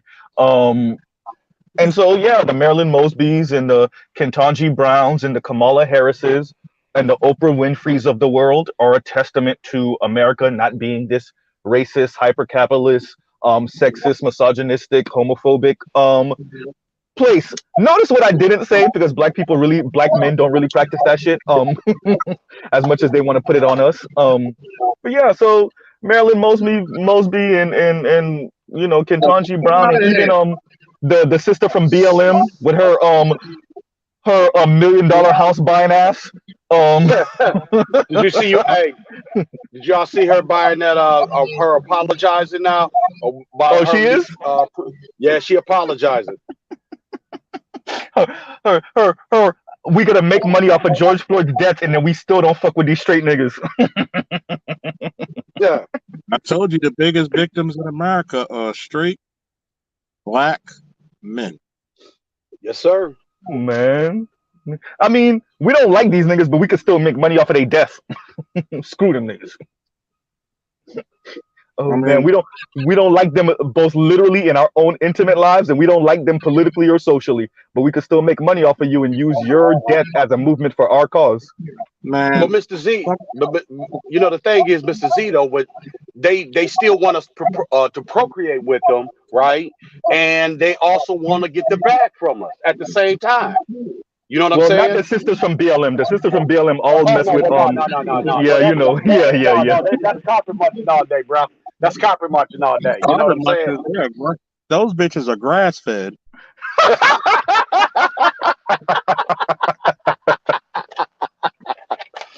What's Fuck good, the y'all? carpet. How y'all doing tonight, man? Fuck the carpet. They mastered grazing. God damn. Yeah. What's going on? What's going, man? It's oh, everybody started the stream perfect timing because you know I'm at work right now, so I guess I'm gonna be entertained and welcome. Have a really good conversation tonight on different streams, I guess. So You gotta get BGS is on, Art is on, the other Art was on earlier, Charles is on. I'm like, goddamn. Who's on live now? BGS is up and Art New Style is up. Oh yeah, you gotta love it. Hey. You know what? I'm gonna say this real quick. I'm gonna do it like the old radio stations. You heard it here first. If we syndicated a lot of our shit and timed out our shit for 2 hours apiece, god damn, man, the baddest should be cooking. And you know that's an idea. Somebody better trademark it. Manosphere Radio. On Wednesdays, you got Make it sound like a rock station. Manosphere Radio. Live on YouTube. Hey, but real talk, I think y'all had a great conversation the other night with BGS. Man, I really BGS, random man of time. Catch him while you can. Art New Styles rocking in Fridays. And then we got Art of Itmore on Saturdays at the Coliseum. And then we're starting the week off right with Charles Faulkner with the Sunday night. Get your wrestling information from Charles. Get your car sounds. I mean, it's a great concept because it's a great concept. Oh, man. Yeah.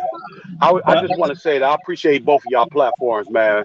I appreciate Mr. Faulkner, man. I really appreciate what you're putting out, man. Mr. Z. Don't be blowing that nigga head up. He ain't shit. Oh man, come on, man! I'm about to give you your dad too, bro. Hey, man, I just got put on to your stuff, man. I like that what you put out last week, man. That was really Thank you very much. I make a good video Look, once in a while. Look, I gotta hate on Baltimore. Oh shit, that shit went on the first go. Ooh, we cooking with grease tonight, man. You know, sometimes when you put in a trailer on the back of a truck, you gotta check, then check again, then check again, then check again. And today, I got it the first go. Haha. That's what Mr. Z says when he has sex with big girls. Hysterical. All right, Charles is gonna end up with a chick built like a building. I'm telling y'all. No, I don't see that. I don't see that. That's a big fella. That's a big fella. He like me. He like the Slim Goody. Oh, that nigga gonna get a chick built like the Fist of the North Star and shit. It's hysterical. You know that's funny. Like I like chocolate women slim, and I like light skinned women thick Yes, as sir. hell. Right? When it's a dark skinned sister, I love them slim. When it's a light skinned sister, I like them thick. So hey, my girlfriend light skinned, so you know. Especially when they chocolate and it's all even around their skin. Oh, yes. That bitch become Yeah, my lady, she chocolate, man. She's slim too, and she's slim. That's how I like it, man. You better watch her. You better watch her around them white boys. Mm-hmm. Oh wait a minute. You want to hear something funny? My ex-wife is Brazilian, and she's the same color as me. And man, I had all these brothers stuck. Like they was too scared to even talk to her. She was that fine. She was that fine. I believe you too. So I believe you. hey man. Yeah, that's I mean, true. but it's with her. I mean, like you said, but Mrs. Z, you were right though. The white guys, they always try to pull up. She be like, nah, I ain't into white men. I'm like, all right, well, that's cool. You know, you into me? Well, you team electrician 480. That's cool. I'm good with it. That's all that matters. Union card on that shit. Damn right. So I gotta ask you a question, like Christian, about all Yes, the sir. stuff you said about the context and definitions. What is your take on it? My take is this, man. I think you hit a lot of good points. One thing I liked what you said when you were talking about was being our brother's champion. That really resonated with me. And I'm not kidding you guys. When you guys were talking, I'm literally at a Wendy's and I got a young brother who's talking about, yo, man, I don't want no money. I want some food. I got you, bro. Hey, you need a couple of squares? I got you, bro. Go ahead. You know what I'm saying? Because those are look, man. We living in a time. Look. I live in Detroit, so Officer Faulkner, you understand? I mean, I live in the real. I mean, I live in the gutter. You know what I'm saying? And it's bad out here, man. It's real bad out here. But y'all just heard the gunshots, right? yeah, I thought it was in my neck of the woods or something. You know what I'm saying? I But told you you, know I almost took my truck. I was in such cop mode that I almost took my truck and was running to the scene. And I was like, yo, I had to call my truck back. And because, like I told people, like I'm gonna have a very bad habit of running to danger. It's part of your life. And I'm so glad that you said it resonated with you. You gotta be your brother. You gotta be my brother, my champion, my savior. Yes, sir. Yes, sir. And You know, go ahead. I'm sorry. Finish. no, go ahead. I was gonna say, man, because the reason I say that is I've been an electrician now for 30 years now. I got into it when I was 20. Oh And man. I'll be 50 in November. Oh And man. the same brother that helped me out in the trade, we're business partners today. That's what's up. That's what's up. Okay. That's And what's he up. always used to tell me, he said, Harley, he used to say, look, man, whatever you do in this trade, each one teach one. Yeah. Just like I helped you, you help somebody else. And I believe in that. And that's how you lift. We have to lift our us as black men out of our condition. We got to help each other out. Period. Sure. You know, and I feel even more humbled that you told me you damn near about to hit 50. Look, I'm 35, gonna be 36, and it is humbling when older brothers listen to you and they actually compliment you and be like, I like your vision, I like the way you did. Like, when y'all do that, especially to us young, well, I'm not young anymore, but to us younger guys, you know, it is encouraging. It is encouraging to know that older brothers who have more experience and more life and that they've lived still appreciate what you're saying and your perspective on life. Hey, bro, Mr. Z, I'm gonna tell you something, man. You had me cracking up when you was on Gigi's panel, and my man with Trackstar 1000 was talking about, well, I feel, and he said it about a couple of times. You're like, there you go. He said it again. We don't feel over here. Right? I love that, man, because I'm telling you, that shit. man, because it's not loved the it, feeling man. is not there's nothing wrong with feeling, but when you as a man, when you get dictated by your feeling, and then when you use it in your speech, that let me know, Yes, like, sir. yeah, because you really are feeling, and that's the problem. Most things for men you gotta think through. And if you feeling That's your it, way brother. through it, then you're doing it half ass or you ain't doing it right at all. It's like I told my ex today. Mm. It's like I told my ex today. I said, okay, here's the invitation to my party. You and your homegirl come out. And she's like, well, we're not speaking. I said, what did you do? Hysterical. Like, well, you know, it was me. I said, okay. People don't forget, how good of a cop I am. Like, I told her, first and foremost, you're from New York. You're from Brooklyn. Your problem with your language and your fucking tone can be hard, even when you don't intend to. And then 3, the real telltale sign, if she would have done something to you, the whole world would have knew it by now. No, son, let me tell you, son. So you know what she did, son? Got exactly on the phone. While I'm texting her, she got on the phone. I'm talking to her now. I said I was right? She was like, whatever. I was right? And she was like, no, I did that. So I texted her and I said, listen here, ho.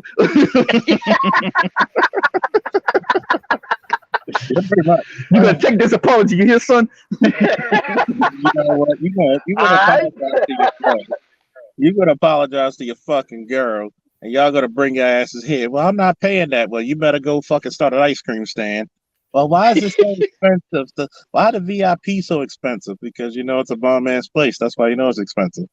You know, don't sweat the technique. Fuck you. Nah, I mean, let us first pay respect Baltimore, by the way. to Mr. Z's low horsepower in his cars. listen, y'all just hating because I kicked that ass in that replay. Y'all saw that race. Put my foot. No, the race on my. Listen, you gotta stop pretending like everybody didn't. I got a zillion people. By the way, I'm famous, y'all. No, I'm not. So I posted. So I posted one of my more recent races on my channel, and you know, started in the back of the pack, got first place. At the struggle, I feel like I'm giving an award speech right now. I'm about to slap somebody. So So wait a minute. You don't be checking none of my Madden videos when I'm just like look. Yep. But it's different though. Like my races are that race was semi long and it was 6 minutes and some change. Your Madden games be forever, dude. Forever. Hysterical. I love wouldn't know Madden. none about Madden that. is that deal. I love Madden. If you really want to get a challenge, try racing at let's say 9:30 at night with a bunch of people from varying ages, and you got 16, 17 people on track, and you're trying to be at least podium, so first, second, or third. Man, That should be hell, boy. Wow. 7-Eleven. Yeah, That should be hell. That's the only thing you're And racing all to, it takes is one person to mess up the whole race because they crash into everybody on the first corner on some sabotage shit. That's just as bad as fucking playing GTA. And me and my boys had to like. It was funny as shit. It's funny how majority of us, shout out and God rest his soul and peace, power, paradise to Leon. It's funny how a couple of cops, a truck driver, and a correctional officer could start a fucking gang war in front of the casino in GTA. GTA gang wars, man. Woo. Yeah, that shit was fun. Oh man, I missed that. Oh man, even we had a squad on Call of Duty, and shout out to Leon once again. We used to when we all retire, it's a wrap.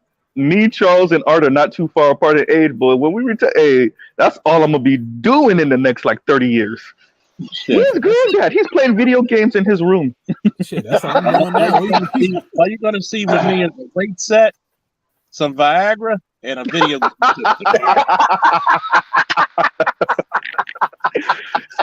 Well, what's the motto? Everything hard, everything gets played. Hysterical. That's funny. Now that's funny. Yeah, that is. That's funny. That is funny. That's funny. No, for real, man. Like that. It's a new. So I just watched The Better Bachelor, and he was talking about and this is a month old. I might cover it in my own way, but he covered the whole dating scene, the marriage scene, everything's going to hell. You already know how I be covering the shit, and I'm like, yeah, duh, right? Like women are throwing fits and men are throwing fits too, but in a different way. And we're just like, yeah, we don't want to be around each other no more, and that's really ugly. Men right? Men don't want to. I mean, there's no incentive for anybody to be married anymore. Well, I said this on Shay Sade channel. I was like, young men want to be wanted for them. If feminism changed the game, young men no longer want to be wanted for what they can do. That's not. If we talk about objectification, men don't want to be objectified neither. We don't want to be your walk-in wallet and overglorified guard dog. Shout out to Will Smith, right? We want to be wanted for us too. So, right, like Capital One, right? So these younger dudes, especially dudes making, let's say 65-ish, 60 and under, right? $50,000 and under, they're doing okay in life, right? But they're not balling out of control. What dude, that's 27, 32 years old, want to feel like a object to a woman that doesn't even really want to be with him? He's just a consolation prize, right? So like I'm watching Better Bachelor and he's talking and I'm like, that's just the way it is now, right? Like, hey, but I mean, some of us are slip through, but I mean, the horses. Here's the incredible part about it, right? Mm-hmm. Is that men had to be human, had to become human doings. We understand. Yep. And women are human beings. Mm-hmm. But at the same time, when the world is crooked on its axis, these women don't want to adapt. I keep telling them, you want a man to make all this shit, but you took a provider role. Yep. What type of man wants to be challenged for that role? Look, Art and Charles, y'all have heard me say, I don't know if you've heard me say it, brother, before. I say this shit all the time. Has anybody ever played musical chairs? Musical chairs teaches you about scarcity at a young ass age, right? It teaches you, hey, everybody going after the chair, the music stopped, they already moved one chair, so somebody gonna lose a chair, right? And the way we played at elementary school, sometimes the teachers would remove 2 or 3 chairs to kind of even make it more intensified, right? So like that's why I think at a young age, I appreciate the abundance mindset. I understand why we teach it. I understand why we definitely want our young people to understand it. But what has happened is like now nobody has a notion of like, yeah, you might just go without. Like throwing a temper tantrum, that's cool. Yeah, but what about if you just go without? right? And like that's what we're dealing with now. Is a bunch of people don't understand that, like Charles is saying, you took half the great jobs, or you're taking more and more great jobs, maybe not half, and that's okay. But then you can't have a problem with potentially being in the provider role in your relationship. If that's still cringy to you, then you gotta pick one. Either you want the job or you want the man that got the job. The problem is that they were told a lie to get that job. That's Yes. they were lied Yes. to, because Yeah. what feminism wanted them to do Mhm. was to act like a provider. What does a Mhm. provider does? He puts himself last. Yeah. He puts Oh, they everybody definitely above ain't doing that, Art. He puts everybody above them. That's what that lady was saying in that video. That's why I Yeah. had to put it out. It's like Yep. Yep. So that, and when it so comes to feminism, they're all Mhm. about it up until it gets to that point, and then they want. Yeah. That's why they said That's when always they get want off the train. Yeah. That's when they get off. Remember Wait a when I minute, you trying to said, tell me I'm gonna have to pay for my man? Hell no. yep, remember when I said I had a friend of mine, she's a school teacher, got her master's, got a business for driving school and everything. She said I had to make these kids cry, like just talking to them about their driving alone. They can't drive because their parents feed them a bunch of bullshit. And even I had to talk to her about gender roles. She's like, you always on these gender roles. I said, let me ask you something. You and I in the bed, yes, and you hear a noise, somebody breaking in. Who's gonna go answer that? okay. She was, and you know what she said? Well, I'm a single. I said, answer the goddamn question the way it was presented, Mhm. please. She said, well, you. So that's a gender role. The thing is, what I look at, there's a paper that I'm reading on right now. It's called it was out of a Jesuit university out of Connecticut, and the name of the paper was called the Feminism and the Neo Malthusians and Their Alliance.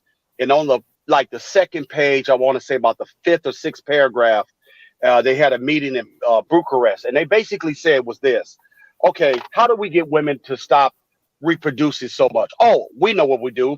Let's get them involved in politics. Let's get them involved in school. Emphasize on education, and and let's emphasize on equality. And this right here will bring down the reproduction. Now, if anybody knows about Thomas Malthus and the essay of population, Yep. his whole thing is basically, hey, these poor folks over here in England, they gonna out eat us all the laws and whatnot. But what kind of kicked me in the ass was everything that they were experiencing on were nations of people of color. For example, they wanted to implement. In the 50s, they wanted to implement the birth control in India. Well, we know that didn't work. That shit didn't work. Okay. But here they were more so like, hey, let's give these women this education. Let's keep them busybodies in corporations and everything like that. And what they were trying to do is really, like you all were saying, was reversing the roles. And that's what these people had these meetings 70 years ago. Yeah. And you see it in fruition right now. Mm-hmm. Right now. No, what you're saying is true. I mean, this is the problem. It's a teeter-totter, right? So like capitalism overproduced, and enough people had enough food, and enough people were eating, where we're having 5, 6, 7, 8 kids. Not to mention you have the farming and stuff like that, where it's better to have the children to help you farm, blah blah blah. And now we're on the other end of this, where the majority of us now live in cities, right, all around the world. Yes, sir. And so a child is a burden at this point, because first of all, like, and you're seeing this in China in real time. That's why me and BGS focus on China so much, because you're seeing it happen in the span of 50 years, where they go from like, I don't know how many children per woman to the one-child policy, to now they can't pay these women to have more than one kid. And because number one, the competition is so damn stiff that people are like, why would I have a child for my child not to be able to compete? Number one. Number two, children are expensive as shit. Number three, I live in this crap ass city and I work how many hours? What is it? 996 in China, right? So like 9 to 9, 6 days a week. Like, come on, man. Like the whole thing with China thing is because boys were more preferred than girls. So because the boys were actually the ones that's supposed to take care. So now they got 30 million more. So when it comes to China, they always prefer the boys. So if they had a girl, they pretty much put her off to the countryside or took her out. Don't want to say that right. All right. So like, and all of that shit, and that has a that has an effect. Now we have an issue around the planet, especially in developed countries, where all these countries that are developed, none of them got like a 2.2 child per woman thing. They're all at 1.9, 1.8, 1.7, 1.6, 1.5. Fucking South Korea is at 0.9 on y'all ass. Goddamn. So like it's zero. It's bad. It's bad. Everybody keep on looking at Japan at 1.4. Like, nah, South Korea got them beat. Go ahead, Charles. Wow. You got to remember, it's not just the women; it's also the men. Think about it. Facts. How would I have a child if I'm going to be raked over the coals when I want to be in this child's life, and I'm not even guaranteed to be in this child's life? What's the gratification of paying for a child who I have no influence over? Well, you can't see. And see, here's the fucked up part. A lot of these women, think about it. How many attractive PhDs and lawyers you'll see? Marilyn Mosby is extremely rare to have a JD, a Juris Doctorate, and to be attractive. So Stacey Abrams, you would hit that, Charles? Huh? You would hit that, Charles? I would, but she getting skeeted in the face. But anyway. He said, bitch, that's what you get for damn going after police officers. Yeah, that's too. Yeah, you gotta get shit. You're gonna walk softly. You're gonna learn what walk softly and carry a big stick mean. See what this Coca-Cola gonna do. The coverage to me is what gets me though, Charles. It's the coverage. Because we talk about these things at various degrees. We talk about them lightheartedly. We talk about them dark. We talk. When I watch more U.S. national news, ABC in the morning or something like that, the way they phrase these type of things, it's always like borderline female empowerment, if not full-on female empowerment. Nobody want to be honest and be like, the sky is falling, right? Like, nobody want to say that, right? Everybody want to be like, no, this is a sign of female empowerment. And in a way, it kind of is. But nobody want to be like, hey, ladies, this is not actually going to look good when you wait until you're like 47 to actually start having children. That's probably not smart. I'm gonna give you an example about that shit. My homeboy, his lady's older than he and I, and she had 2 kids in her 40s by him, and she told him, "I physically can't do it anymore. This is the hardest shit that ever." Women think, well, this woman did it. I mean, guess what?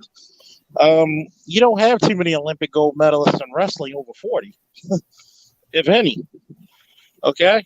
So there's a reason why, because your body's at a prime time, which is usually from 15 to right before 30. After 30, 80% of your fertility is gone. Okay? If you get pregnant, it's by the luck of God. Okay? And then on top of that, you're high risk automatically past 32, 35. So yeah, when we look at this shit, like you said, it's not just a lie. It's just that women like to take. This is the reason why I said I'm gonna give a class on how for men to get over woman talk. Women look at the individual and never the totality. The exception to the rule. Say that again. Say that again for the folks in the back, man. They look at the individual and never the totality. They look for the exception, but they never want to follow the rule. Facts. If I try to have the optimal child without any diseases, any mental incapabilities, I want to have a physically fit, youthful body that vessel can actually produce well-born offspring. Well, it look like William Mouse. Yes, Jesus Christ. and the sad part about it is that women and modern women have really, it's funny because they want you to value them off of the money they make, and men don't work that way. They think their money will make up for them being fat. No, you're not a man. You were not attracted to that. You look at Stacey Abrams and fucking Brittany Cooper. I don't care how intelligent they are. Nobody checking for them. No. A lot of them had some degrees because there was not going to be a man to take care. Actually, there was going to be a man to take care of them, but here's the caveat: fat bitches don't like fat men, or the men don't like fat women. No, they don't. No. The only thing they're gonna do, they want to get Captain America in a double down. Shout out to Lizzo. Nah, he right. There's a lot of fat chicks that don't like fat men. It's funny though. I think that's funny as hell. But it's so funny the though. delusion is ridiculous. Go ahead, brother. Double downs and Big Macs and Whoppers in their purses and shit. Making This nigga's stupid. cupcakes, making all kinds of fucking. How the fuck you make Skittle soda? God damn. Skittle soda. That sounds like something out of Texas right now. That sounds like lean to me. You know, they got bacon grease, which is lean for fat people. Damn. I got bacon grease. not baby. Not what he said. What he said. Goddamn, what he said in that song. Forgot that shit. I got bacon soda. Baking soda. Yeah, baking soda. Bacon. He said bacon grease. He said bacon. But no, I mean, like, go ahead. I was gonna say, here's the sad commentary about that. Is that like here, like up in the north, like in the city of Detroit, you got a lot of heavily obese women.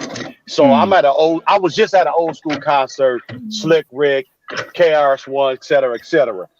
And I went solo, and I swear to God, I had about 7 or 8 big women trying to hit on me. I'm like, okay, no, and I'm good. I'm with somebody. And the thing is, they all had attitudes like, well, what's your problem? You don't want to talk to me? Like, hell no. What the? Oh, I don't need to be working that extra hard. So, but they get an attitude because they're big, but they like you all were saying, there's a delusional world that, hey, well, you know what? Hey, I got the female power is on the rise, and it doesn't matter that I'm a big girl. Yep. You really think so? Go ahead. Good luck with that, boo-boo. Good luck with it. Hey, let me tell you what that lady tells her nieces and her daughters and stuff. Man, I met this dude. I think he gay. Or I met this dude. I think I like white girls. So it's either you like white girls or you gay. But it never got nothing to do with her weight or her attitude. Trust me. That's what those women end up telling their daughters and their nieces and their homegirls. And catch an attitude like hell with you. Like I had a young lady. I was at a funeral of my principal's. And and I'm sitting there talking, and a lot of the ladies of my age, and they're single, right? They're single moms, and typically, you know how that goes. Yeah. And something came up about a younger woman. I said, hey, if a younger woman get with me, her world is gonna be right. Okay. Oh, you don't need to be messing her up. What? Because I'm not gonna give you a chance. Kick rocks. You. Hey, you had your chance. You spread your legs to whoever you wanted to. Okay. Now live with the consequences. Okay, but don't just because if I decide at being 49 years old to get with somebody maybe 10 years older than younger than me, that hey, she got a chance. That ship has sailed away for you. Okay, and that's the thing about it is a lot of them just don't live in this reality world where they're like, well, what's wrong with me? Or I'm gonna go get the white guy. Well, what white guy is really chasing you? I just want to know that. What white guy is really chasing you? So you stuck. You know what white guys? The 75-year-old that's lonely. Right, and but young white, what young white guys call women they pipe that's older than them, cougars? They call them target practice. Like I'm convinced black with all these non-black people, but they don't have real conversations with them. They don't. There's no way there's no way you can be this delusional if you really talk to non-black people. All the shit that I be hearing black women say online, those divestals, those swirlers, I'm like, I know you don't know non-black people for real. I know you don't. Because the shit that you saying, let me know you don't have real conversations with white dudes who ain't trying to just fuck. Because if you have a regular conversation with any normal ass 27-year-old, 32-year-old, 35-year-old white dude, the type of shit that they mouth a white collar or blue collar will let black women know that 90%, 95% of white dudes, first of all, are not checking. Secondly, you wouldn't even want them motherfuckers if they were. Trust me. Thank you. Hey, they say fuck that bitch more than we do. I'm telling you. That's why I know. It's to me, and the reason why I keep on harping on this, that level of delusion then comes back and it seeps into the black community because they think they have a rhetorical weapon against us black men. And I'm like, you don't even know what you're talking about. Nice try though. Right? Like nice try, but you don't know what you're talking about. Look, and you think you have an option you don't have. Go ahead. You know what? It's funny you said that because I had a conversation one time, and a young woman was like, "Well, I go get a white man, and y'all ain't nothing, y'all ain't shit." I said, "No, honey. Let me tell you something. We run through you. We don't run to you. You understand? And that's the difference. Because the thing about it is, a lot of them don't understand. Hey, y'all heard that Detroit pimping just came out of him, right? Y'all heard that shit, right? I mean, it don't matter where you're from. Hey, look, you set yourself up for failure. How you present yourself, how you act. I'm a boss chick. I'm this, and don't even understand. Like I was telling somebody, I had a so-called feminist woman I was dealing with about 4 or 5 years ago, and I used to crack her shit all the time. And I used to tell her, "Oh, well, wait a minute, you think you're smarter than me because Master gave you some dick and gave you a book to read, or that makes you smarter than me?" Statistically, there's no difference between the intelligence of a man and a woman. And that woman, I mean, she was a well-read woman, but she kept coming up with talking points, and I came up with facts, statistics, and data, and shut that shit down. And a lot of them don't like that. Look, my girlfriend is college educated. She has a degree in history, and of course, she knows certain things I don't know historically. Like, of course, but general conversation, it's not even close.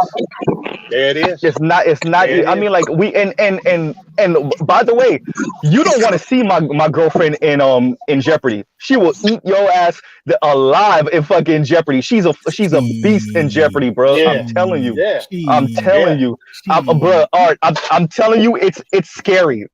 I'm not saying I'm not saying she's like a savant, but she damn, bro. Like, you know what I'm saying? Damn so good, huh? Yeah, but really good. I mean, for real. And you know, when we have a conversation, she never. And this is the problem. My girl never talked to me like I'm dumb, right? And that shit matters. Like, I think who was I having this conversation with? Was it my girlfriend? It was another woman, and I said and I remember having this conversation with Rogish also, which is when women wanted to be like men, they took on some of the best attributes, or they tried to take on some of the best attributes of men, but they also took on the worst. So that condescending ass shit they think is empowering, right? Talking down to other people, and especially men, right? Belittling people, some of this shrewd ass way of speaking to people, which might be okay for the boardroom, but that shit does not help you in a relationship. As a matter of fact, there's nothing more detrimental in a relationship than being condescending. And especially, this is the thing with men.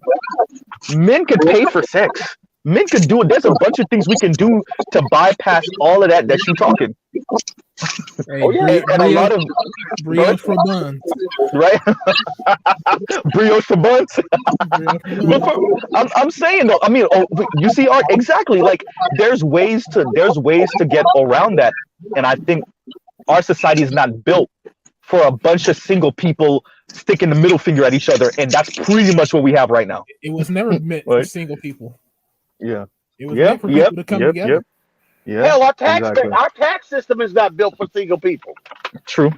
That's why I'm harping on, like, the reason why I think a lot of people are struggling for the most part is just because we're all separate. Because I mean, if you think about a 1-bedroom apartment in my town, probably cost you about $1,000. You can get that's cute. You can get a 3-bedroom for like 16. Hey, come to South Florida. That three bedroom is going to probably be apartment, 25, 26, depending. If you really want a nice one, you're looking at about maybe 3 stacks. A 1-bedroom in South Florida. So I'm not even going to just say Miami.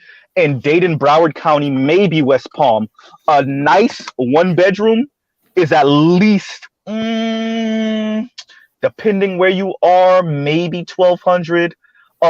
If you want a nice 2-bedroom, that's when you start getting into the 16, 17, 1800. 16 is super cheap. Really, it's like 18 and up. 18 and some change, $1,900, 2 stacks. So, I mean, and that's not even like talking down in North Carolina, because $1,000 is still a lot. That's still $12,000 a year. Yeah, that's still 12 stacks a year for one person to pay just to put your head down in. That's a lot, right? That's a lot. Yeah. So we're not even talking about down here in South Florida when you're coming out the pocket $1,200 for a lower okay apartment. If you want a nicer okay apartment, 1 bedroom, that's when you're looking at 1,500 easy, right? Wow. We're not even talking about it- 2 bed. Yeah. Miami is ridiculous. South Florida, not even Miami, because a lot of people are trying to like come up to Broward County to kind of get away from the Miami prices, which is shooting up the Broward County prices too. So yeah, it's retarded. I mean, just think about it. If you had a girl, you got a 1 bedroom apartment. That's $500 a piece. Oh yeah, no, that's. But that's the thing. Look at what you just said. First of all, for people that don't know, Fort Lauderdale is in Broward County. So if y'all ever heard of Fort Lauderdale Airport, Fort Lauderdale Beach, that's in Broward County. But look at what you just said, Art. $500 a piece. The problem is those women don't want to pay their half. That they don't see a point in a relationship if they got to go 50-50. We're not talking about all women, but we're talking about a significant chunk of women don't see the point of a man if you're not paying for all or like 80% of everything, at least 75% of everything. So they're treating men like, for them, it's like a luxury item. Like I keep on saying, it's like they treat men like part-time jobs. But see, you got to we're going to that. You got to realize that part is that realistically, everybody's going, especially with this inflation shit kicking in full force. I mean, this shit kicking in like fucking SEAL Team 6 and Delta Force on your ass. You're gonna have to pay up half. You have no other choice. My grandfather was this. Look, your grandfather had a job and a fucking house and a car and a beat up pickup truck that he could afford with one fucking check. You can't do that these days. But grandma, hold on. No, but look, grandma sat there and she paid attention and she played her role. But that's the point that I'm talking about, Darren, is that women don't want to play their role. That's where it's fucked up. See, men. Hey, Charles, just saying their role is offensive. Yeah, exactly. It's like crazy because men never change their role. That's why when me and Darren had the conversation, he didn't agree. But when I said, if I was married to fucking Tony Braxton or Mary J, and I've been supporting you, nursing you back to health. And I understood if you want to divorce me, you pay me out. Mm-hmm. I understood your point of view, and you made perfect sense. I understood, and I respected that. And it may not feel right for a lot of men, but guess what? This is what they asked for. They wanted to be equal. So guess what? You think you're going to divorce me and leave me assed out? Listen here, sir. You didn't read the fine print. It was equal and special simultaneously, sir. Thank you very much. Well, guess what? I didn't have my glasses on. But you didn't have your glasses on, so you couldn't hear it too well. How about that? That's funny. No. I couldn't hear it too well. My glasses were on. Yeah, there you go. No, but for real, that's what it is, right? Like it's equal and special simultaneously, and like the crazy part. I don't even think black men, at least I would say black men. I don't even know if we necessarily have a problem with that on the surface. The problem is women want to turn it on and off in a nanosecond, right? It's not even like, I think this is the thing I think black men are way more pliable than black women are giving them credit for. It's just that black women want everything, and that's why they're mad. They can't have everything, and they can't have it now because they think that's what white women have. And so what we're actually fighting against is like me and BGS keep on saying, the myth of white womanhood. Mm-hmm. Black women are comparing black men to mythical, uber wealthy and well-connected ass white dudes, and then they deem us lacking, and then they sound delusional as shit when they start talking about relationships, intimacy, interracial relationships, and like I was saying earlier, then you got to question, bitch, do you know anybody else outside the black community for real? But why do they keep going after bottom shelf Brad? That's the only Brad that'll fuck with them. Thank you, Charles. Exactly. Exactly. Cheddar Bob. They can only get Cheddar Bob. Let me. Go ahead, finish, Charles. Go ahead. Yeah. They can only get Cheddar Bob because Cheddar Bob is the only fucking Brad out there. Trust me. Thank you. You want to talk about the ultimate deadbeat daddy? Look at white men. Those kids. You think them kids they had by black women they claiming? Nope. Mr. Cartwright. They're not even married to them. They're not even married to them. Let's focus on who the white dudes that got them badass sisters. Okay, I don't know. A lot of people don't know this. One of McCain's son is married to a sister, a cute ass sister too, a cute one too. I bet you she ain't out on divestor shit. I put money on it. Right? There's a say it again. Dog the bounty hunter's son. No. I'm talking about McCain's son, not Biden's. Not Biden. No, Dog the bounty hunter. Oh yeah. Well. Oh yeah. I remember. Yeah. I remember the racist shit that Yeah. I remember that shit. But I mean, like that's the problem that we have is like, you know, you can't escape modernity, right? You can't escape the struggles. We were just talking about the prices of apartments and all this other stuff. Mhm. I think what happens is people feel that pain and then they start to look for an escape hatch. Mhm. For Black people in particular, our escape hatch was always either go tell white daddy, go get white daddy to go do something about it, right? So Black women are just defaulting to, I'm just gonna go run out. The problem is, one, more white dudes don't got it than Black women would like to appreciate. Number one. Number two, the white dudes that do got it, they ain't trying to share it with a Black woman. Number two. Number three, marriage rates are going down around the world anyway. So, and marriage is becoming more and more of a luxury and class item. So let me get this right. The upper middle class and white dudes who can have their pick of the litter are going to pick Black women who are broken and trying to run from the Black community, marry those women, give those women mixed kids, and allow those women to divorce them maybe and take half their shit? Nah. The higher you get up in status, the more it's about legacy. You see? That's what it is. I'm gonna say this: the higher you go in status, you get to fuck everything you want, but you wife what you can fuck what you can, but you're gonna wife what you will. And the sad part about it is, it's like, look, that's why I look at this divestment shit as a joke, because anytime they'll say, well, that's why Black women need, I said, good luck. Good luck. How many of you actually been in a relationship with a man outside your race? I said, think about this. On Sims. I'm gonna deal with one, the least married woman, who's diametrically, everything about her is different from you, culturally and everything. I'm gonna argue with a woman who thinks it's her right to argue with a man, when in my culture, I'm King Kamehameha of the Hawaiian Islands. That's not going to bode well. And I tell people, just culturally alone, it doesn't make any bit of fucking sense. But, they said they can, and they try to say it like they're going to throw it in your face like a fastball. I'm going to go get me the white man. Oh, she won with the big joker. Who cares? You don't see Black men getting all out of shape as a chick with a white guy. They don't give a fuck. But if you come in there with a Becky, oh Lord, they giving you all the dirtiest of look. I feel bad for him, Charles. I really do. Bad for the white dudes.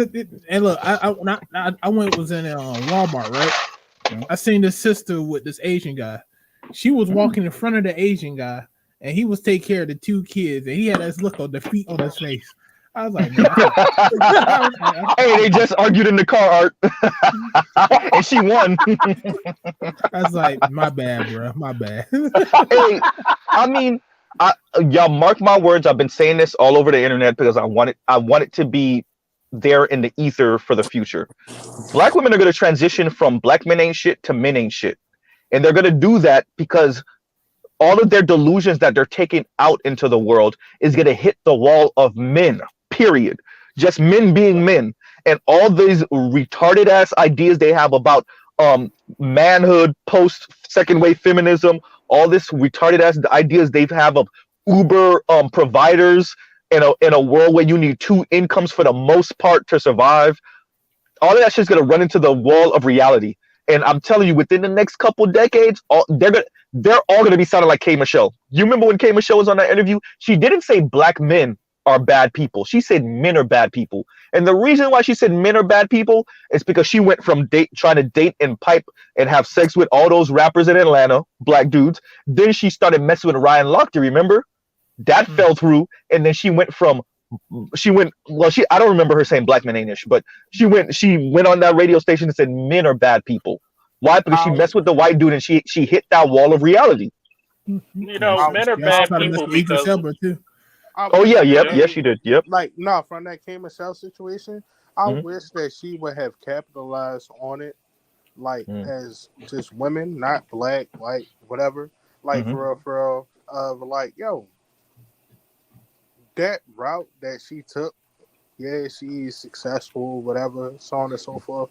But at Mhm. the end of the day, like, is you need certain things. Like for real, we need our women of purpose, and women need men. You see what I'm saying? Like to like protect us. So just stay in your lane. That equal shit is okay. I understand it, but it ain't equal. Like for real, like for real. She like bro said she did all dudes, like all dudes.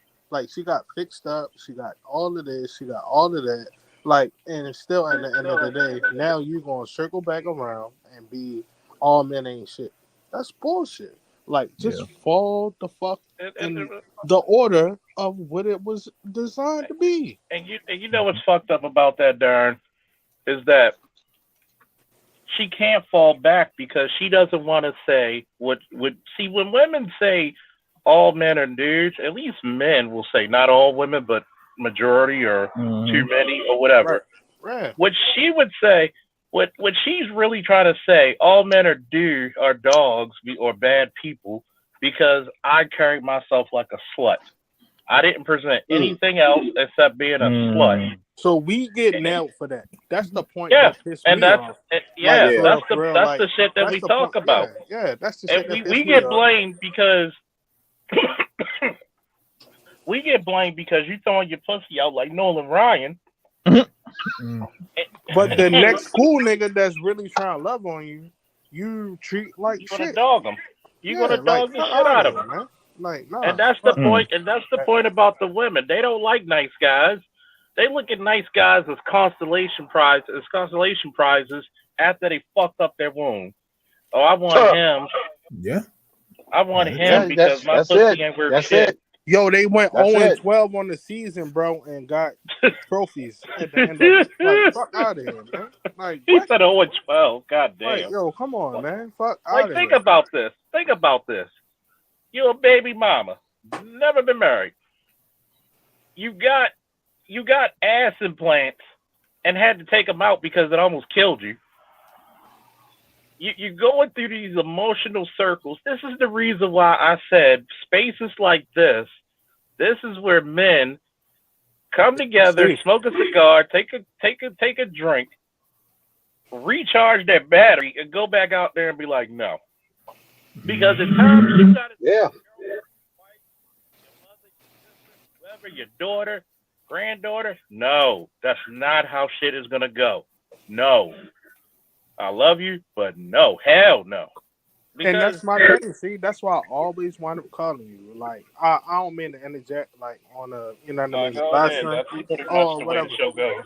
Like for real, for real. Like that's why I always like, and people be like, don't talk to married. If you married, don't talk to you know what I mean. People that's Single not people. married.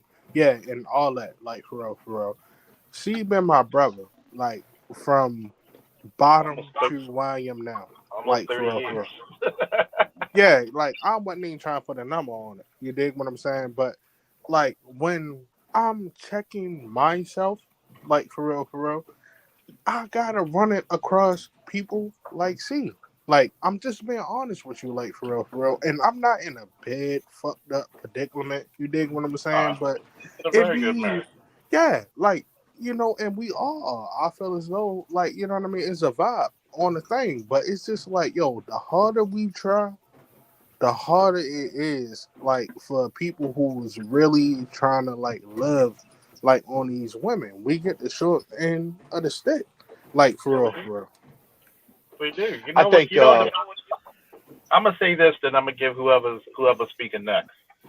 You know what? A good friend of mine from the department who was married, he said this.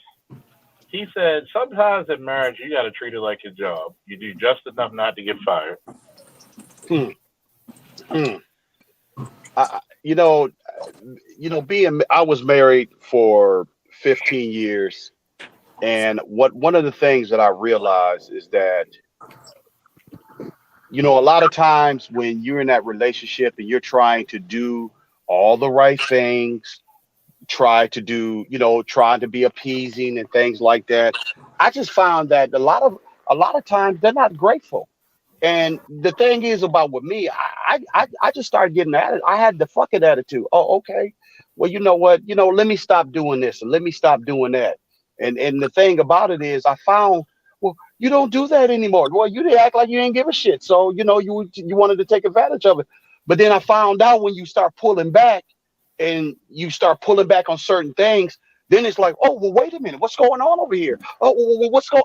Like, no, you're taking advantage of what I'm giving you. Exactly. And the thing about it is that when I got divorced, man, I had that that fucking attitude. I mean, like, hey, well, well, nah, whatever. You want to go here? Okay, that's cool. And then when you want to start tripping, oh, you know what? I'll holler at you later, and I'll put you on the back burner for 3 weeks. And then before I knew it, man, within 3 days, they calling me up. Hey, I haven't heard from you. Oh, I'm busy.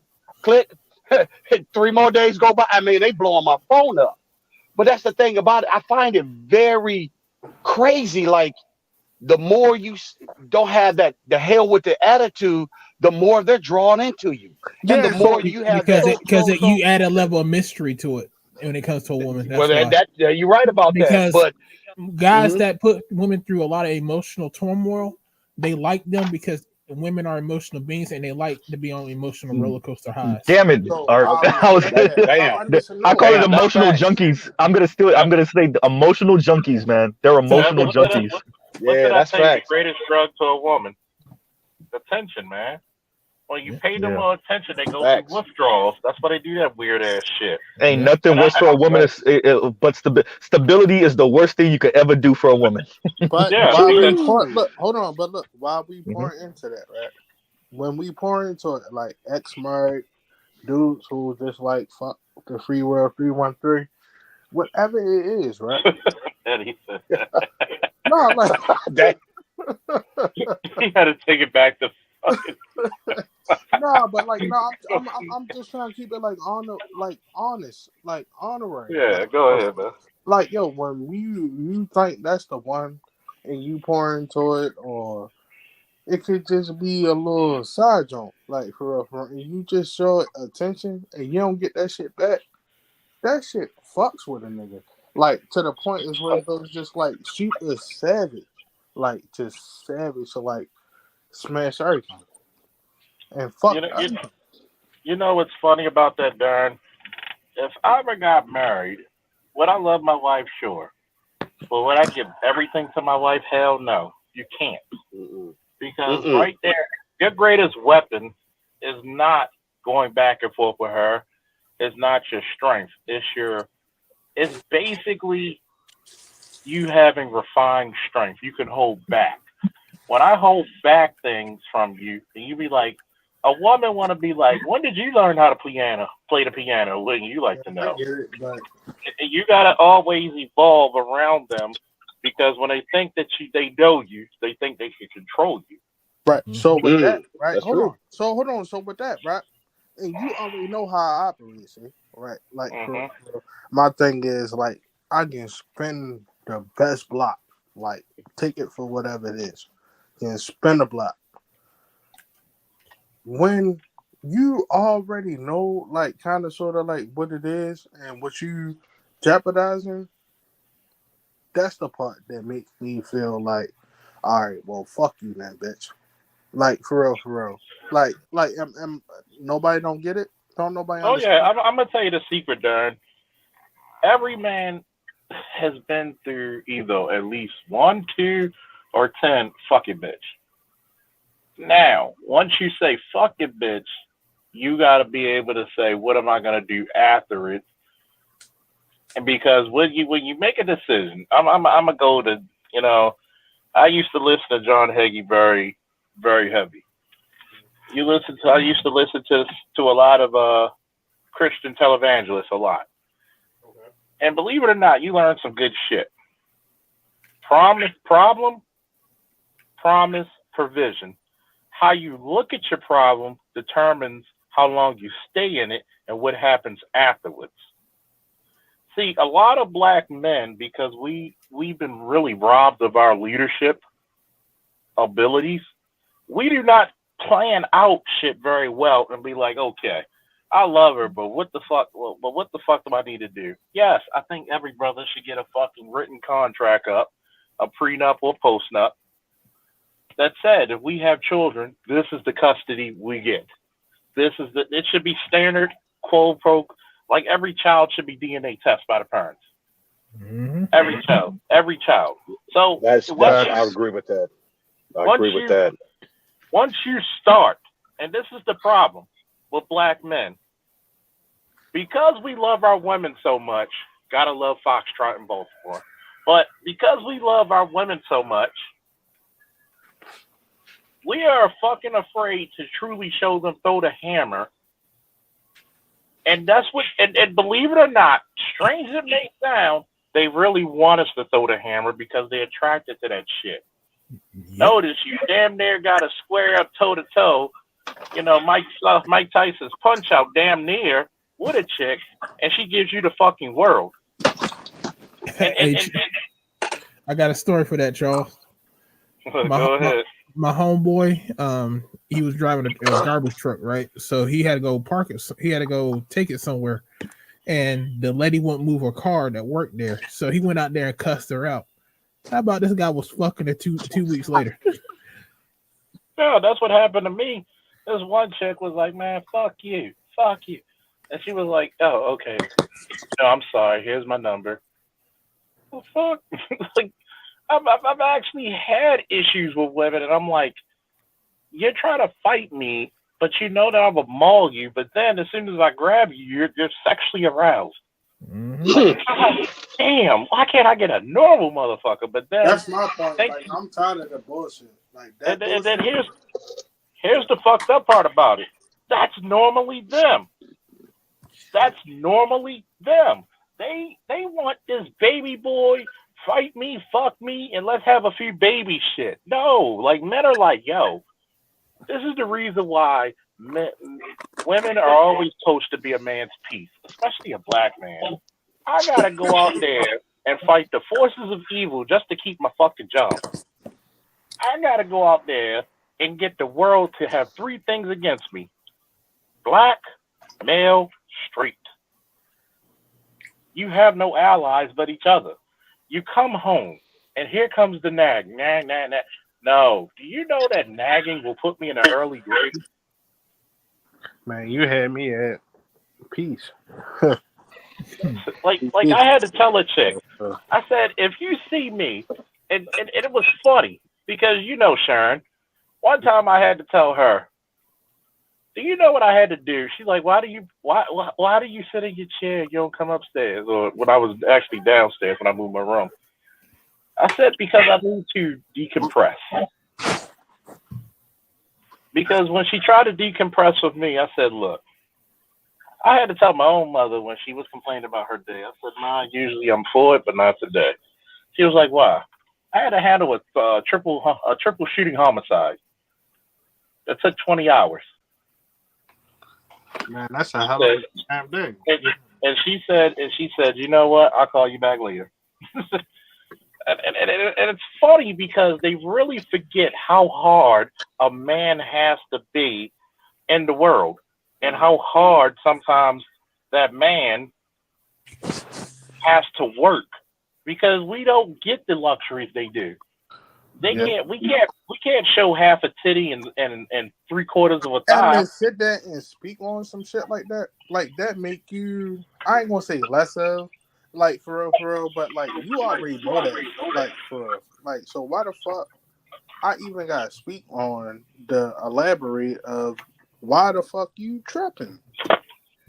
You understand what I'm saying? Like for real, you think because one, women are innately selfish. They're biologically selfish. So that makes them psychologically selfish. Okay? So women will love you. And I had to break this down to a brother one time at the police department. A woman can love you and not respect you. Yeah. Oh yes. Oh yeah. You're tough, If bro. if people don't understand, and God was like, "Isn't that the same thing?" I said, "Let me tell you what." It's two I said, "Let totally me give you an example. I love my son, but do I respect his opinion of military and police tactics? No. mess me with the bullshit. So you can love me, but you don't even respect my wishes. If I say, hey, babe, I'm coming in late, have a plate waiting for me in the microwave, respect my wishes. You know what I'm doing, I'm working. The least you could do is supplement my nourishment, which Hold me down is when the, I come home. exactly. You know, it's so funny, and I guess I'm blessed in this way. When I'm waking up, any girl who was with me deep, I woke up to a freshly pressed uniform and shine boots. I'm like, how the fuck you learn how to shine boots? She's like, I watched you do it. Oh, shit. And it's funny that there's some married men. I got more out of women who were just my friends than married men got out of their wives. Talk your shit. What were you doing with wives? Hey, that's a fact. That's But a you know fact. what, see? I want other brothers like that's on the jump that got the mic, like that chime in. You know, if it's the same brother that was married for 15 or Yes, not sir. married, like for real, like I'm just trying to gel, you know, with other brothers that, you know, I don't know, but going through the same shit, it kind of make you feel a lot more better. Like for And that's the reason why the Black Manosphere exists. Because let me tell you this, Darren, because you're not new, but you're relatively new. Mm-hmm. When you first find the Black Manosphere, I know you at first thought we hated women. We don't. We just see the honest. Yeah, I know. That's why I'm talking. We Like, I know thought that because all we y'all, just. hold on. No, let me get my disclaimer. I thought all y'all niggas was He-Man hater, L Bundy club. I respect that. Well, Like for real, Al Bundy didn't hate women. He scored 4 touchdowns in one game. But besides that, like for real, like that was just my whole thing. Always going into what C built with, you know, his podcast, because me and C sit down and we can argue it out. Like this nigga about to go get the AR and I'm about to go get my AR too. Like for real, but we bros and love each other. You dig what I'm saying? Like hard conversations. So I'm really trying to understand it from different. Before we continue, I want us to emphasize what Art just said. You're 100%.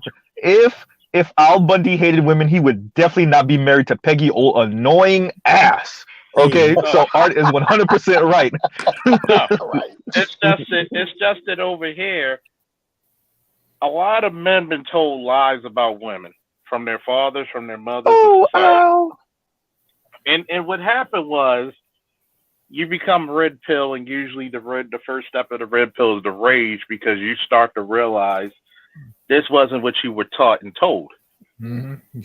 And then once you get past your rage, hopefully people got past their rage, some don't, you go through the red pill acceptance. Mm-hmm. Then once you get past red pill acceptance, you go through red pill knowledge, because now you become a studier of not only, and red pill is not just for women, it's for men too. It's for the all totality of the world of how it really runs. Talk your shit, bro. So when you get to a certain point or a certain job, like for me, that's why it's very easy for guys like BGS to talk about the black pill for me. Because a lot of people never had jobs or been in situations where they have to detach from their emotions completely for either permanent or for a set time. I couldn't have been a soldier or police officer as long as I was if I couldn't do that. So when people tell me after that, like you want that bread, you signed up for it. Yeah, you got to do it or you won't last. And not everything's for everybody. That's one. And you gotta, when you realize it, the main thing about when you come to this black manosphere space, everybody thought they were the crazy one.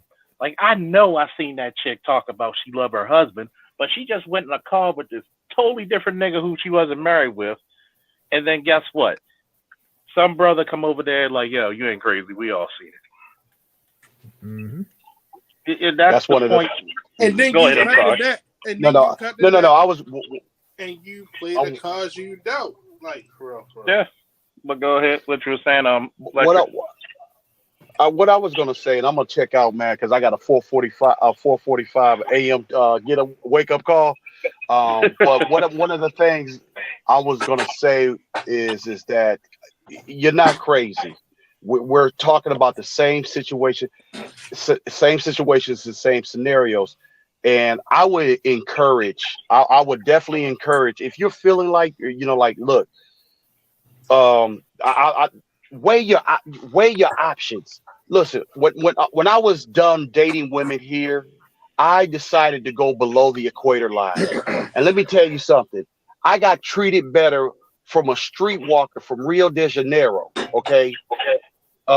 Wake up in the morning. I got, there's some small little breakfast and that. I mean, we're talking a streetwalker. And then when I met my ex-wife, it was like, oh my God, where's this? I mean, I'm getting treated like a man.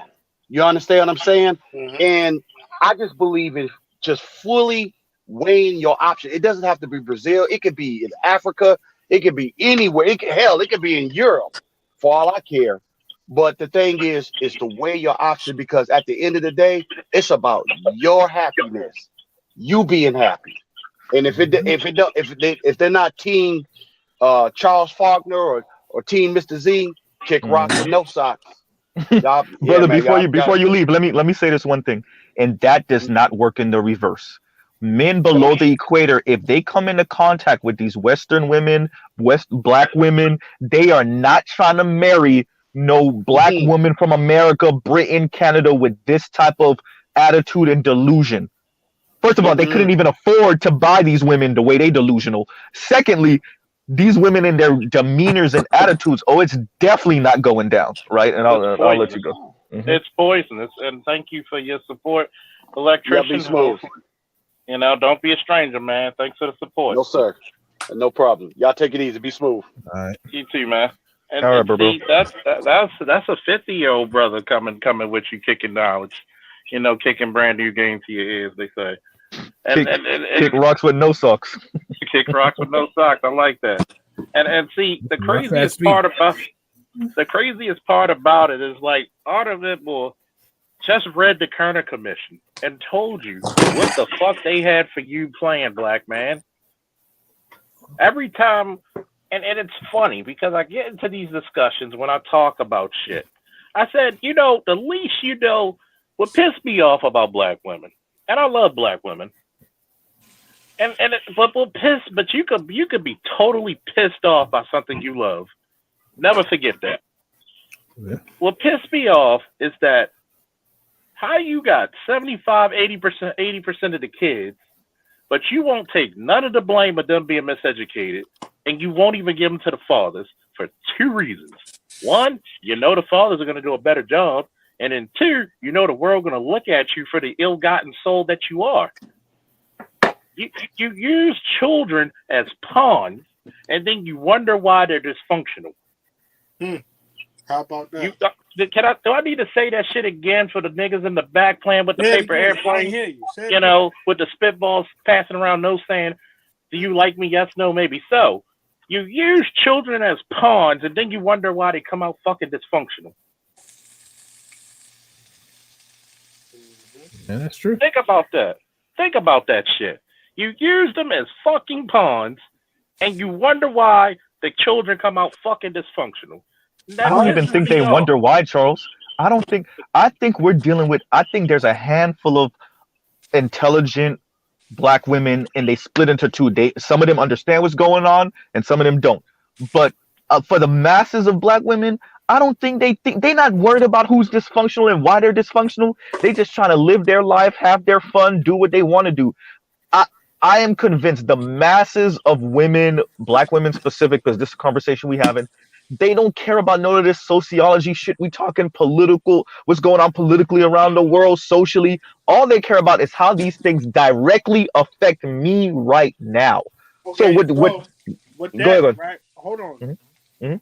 the brother that just said what he said, you are so super dope because you are like on the same page of what I'm thinking, right?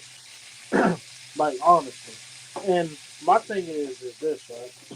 When and this is just me. I don't know you. I don't know you from a can of paint. Like for real, for real. But if you procreated with this woman, you dig what I'm saying? By default, you be in these kids' life, you show them the right way, then what? Like for real. That's when I think the children get scared because they don't have like higher ups to be like, all right, yo, go ahead, walk your walk.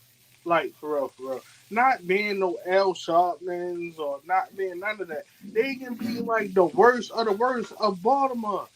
Marilyn Mosby. Like for real. But you top dog. But you gotta know how to move with your power. Or know how to move within whatever you got. You understand what I'm saying? Like for real.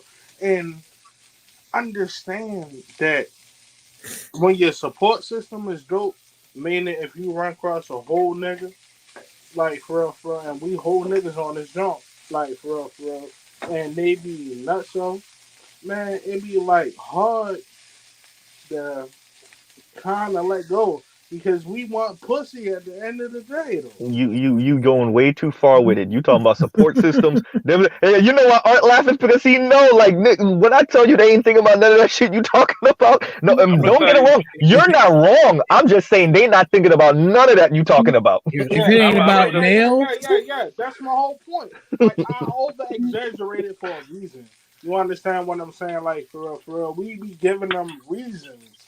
You understand what I'm saying? Like we know, all right, yo, out the door, but it's better than the quick ratchet shit that we can fuck and we can go ahead and get. L- You Let dig me put give it you to you what something I'm to this. think saying? about. Let me give you something to think about real quick, Charles. Right. Sometimes something happens in my life that's really great. And I sometimes beat myself up because it was luck or more luck than my actual effort or that I actually put myself in the position or I said the right things to the right people, right? You And did I all and the I one debate nigga with shit too. myself sometimes, Mhm. oh, that was luck. I need not count on that in the future because that was sheer luck. What I'm saying is we've made the world so comfortable for enough women that they're just feeling their way through or things are just happening. I'm not saying some of them are not working hard. That's not what I'm saying. Yeah, But no. Go what ahead. ends up happening is that because those things are happening to them, they don't ever have to really think about what they're doing, right? Or how these things are functioning, or what puzzle piece was put here to allow me to get this, right? Or what domino fell that allowed for me to be here 10 steps later. They're not thinking about that, nor do they care about it, right? And then what ends up happening is they then take the whole entire system that pretty much men built for granted, even how black men contributed, right? Even when you hear now BGS is up here, we hear brothers and sisters talking about who hasn't built what and all this crap about boomers and stuff because you're good enough. Maybe you're not great, but you're good enough. You don't even consider who was in what position to even allow you to be even able to talk on the internet freely, right? It's the same thing with the sisters. They don't appreciate this shit because they're so removed, number one. And number two, nobody ever set them down and said, hey, this is what your granduncle did. This is what your granddad did. This is what when we came off the plantation, this is what who did what, and this is how your grandma got that. This is how your aunt got this, and blah blah. Nobody's sitting these women down and tell them none of that shit. Yeah, You know? absolutely right. I agree with you. Hold on, And see, see, like no, what I, you just broke down, brother. Like I totally agree with exactly what you said. and I I'm do. gonna just say, this real quick. See, the problem with this one is ultimately Hmm. you're gonna have to look them in the eye and say you got to come with something better. Because I always tell men, look, never stop improving. My man Mike, who be up here, I say get your mind right, get your body right, get your money right, get your soul right, and everything be all right. Man took to the gym like a shark. Man does his overtime, so it is secondary. He said, yo, that's the best advice somebody gave me in like fucking 15 years. And trust me, Mike had this bad motherfucker who's promoted to be who's promoted. She's actually friends with She Who Not Be Named, and they were both promoted sergeants. Okay. His father, Mike's father, is my barber, and he said, "Man, Mike dodged a bullet." I said, "Sir, Mike dodged a nuke. You a bad motherfucker if you dodge a nuke." It's funny because she's the definition of don't trust a big butt and a smile. Oh, BBD. Oh, yeah. And she's really and that's really what it was. Like, yo, she could have got you in some shit that could have got you in some real fire, like where she's trying to put her ex against you, and y'all both, and all three of y'all cops. That's a big no. Oh, too many guns. And I tell people all the time, y'all niggas ain't no cops. Jay Reed, y'all ain't cops. It's a running gag for all these shits, dude. That's why it's so fun. And it's like, yo, I'm gonna tell a story. This nigga told me he was about to be a cop. He going for the academy. Yo, I looked at him dead in his face. I'm like, yo, you ain't no cop, Jay Reed. And he like, what?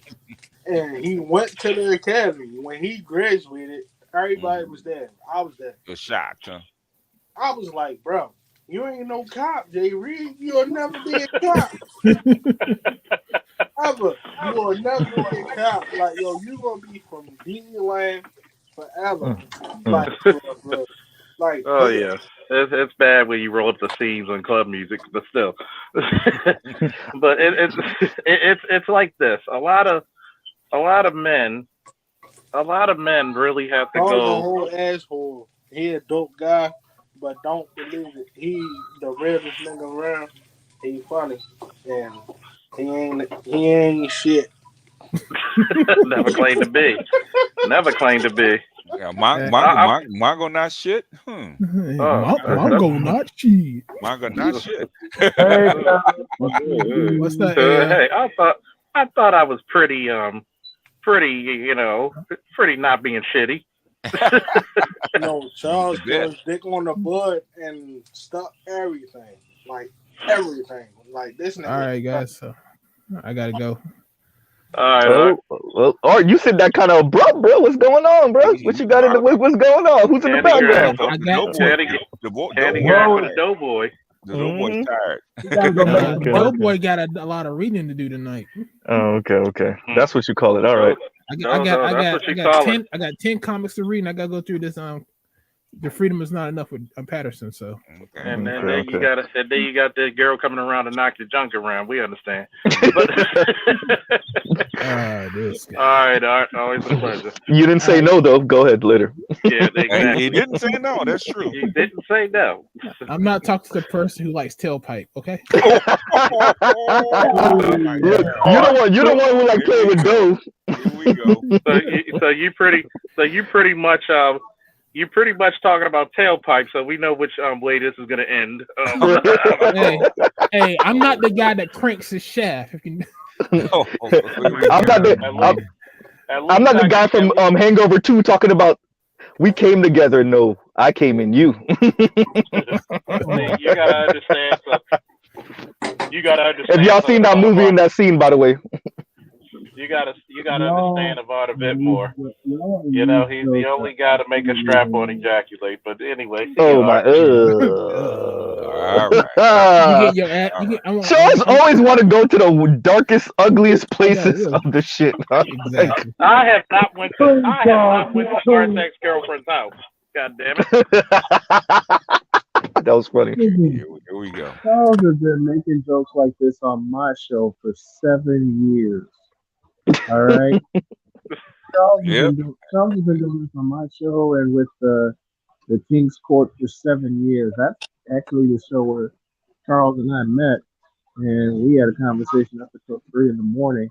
Next day, he appears on my show, and I'm still laughing. I'm gonna tell you what it is, and I'm so glad you got your cancer battle. So, hey, put up your Cash App just in case. I know you're going through some hard times. You got to pay the bills. Have the skills to pay the bills, and we gotta say we're manosphere. We gotta take care of our brothers. the type of shit I always said that why do we have an organization like this, or whether you like it or not, it's kind of organized, or at least a little sector, and we can't take care of our brothers, you know. So if you want to put up your Cash App, PayPal, you certainly can. Hopefully we can start. Hopefully you can start a you know, a GoFundMe or whatever might best be suited to help you out during this trying time. But we happy as hell. To be a GoFundMe. Like if anybody want to contribute, and then you know, just post your Cash App and post your Cash App and post your card. The PayPal's in the back chat, so y'all can post it from there. But thank you guys for sticking with me. And now we just need the help. You know, we got to get back on our feet. I know I have at least 6 weeks of recovery time, and you know, my wife flat out told me, you know, you got to take care of yourself now. You got all the materials, and I got enough on my shoulders, and we can't do it alone. And as soon as she looked at me and said, we can't do this by ourselves. I knew what I had to do, and I saw Charles online tonight on YouTube, and popped in. I said hi, and this is what a lot of people don't get about me. When I'm on other panels, I ask first. I don't just pop in, post the link to my show or to my PayPal, because I've been going through shit since last June when I had the blood clots in my lungs. And Charles is a very different. Charles is a brother to me, and has been since 2015, I think, 15 or 16. Yeah, for that long now. Charles has been a brother to me. You know, always, you know, reaching out and checking on me when I was going through my abusive relationship, when I was going through hell, moving to Jasper, Indiana from the port. And Charles always said to me, you know, don't forget, I'm here. I may not answer all the time because I got stuff going on, but don't forget, I'm here, and I know you'll be there for me when the time comes. So having those kind of people in my life really, really, really benefit, and that's why I ask first. I don't care whose panel I'm on. I don't care what the discussion is. You know, people recognize me, and they say what's going on with you, and I always ask first. That's been my credo, especially with the fellas. Yeah, I'm not gonna just pop in. And trust me, any way that we can help, you know, we got about what 30 to 23 people, $5, $10, $20. If somebody can donate. I mean, you got a good brother. Trust me, if you like listening to my show, this is the brother that put me on with live streaming in the first place. If it wasn't for him, you wouldn't be listening to me now. So, and the good brother did something that, you know, very few people could do, would give cancer a swift kick in the ass. And it's about time. Yes, sir. You know, this is about time we start treating the manosphere like a brotherhood, you know. I told you the channel's motto is my brother, my champion, my savior. It's a manhood and it's a brotherhood, and we have to treat it that way. Yeah, man. We always have to treat it that way. I might not sound like the best person to talk to, but I am a good person to talk to. If anybody ever wanna, you know what I mean, like for real. But that's why I love hanging with you guys. No matter what the subject is, I'll offer my thoughts on the subject if I can. But I just love hanging with you guys, especially when Charles got his channel going. When Charles got his channel going, and I started listening to him, I'm like, oh, I gotta keep this, and I hit that subscribe button about 2 seconds after I popped on. You know, I support everybody that's in here, that's on the panel, and I just ask that y'all support me in return, especially now since it's gonna take my show when I get back to it to like really help get us back on our feet while I'm Put your channel up there, getting my bro. health Say it now. together. Speaking into existence. I'll What's put your it. channel name gonna be? I will put that in the back chat now. Alright. But yeah, This is what we're supposed to do. You know, Mm-hmm. anybody that chats with me, to Sick Diggy's on my show every morning, and Oh I yeah. love him to death. Oh yeah. I love him to death. He's that character, man. You know, it's funny how, you know, just meeting something. And I remember, for example, when I asked Extended Clips to come up on the panel, and this brother had such an interesting life. Faithful, assalamu alaikum, you know, to Extended Clips and anybody else is a Muslim faith.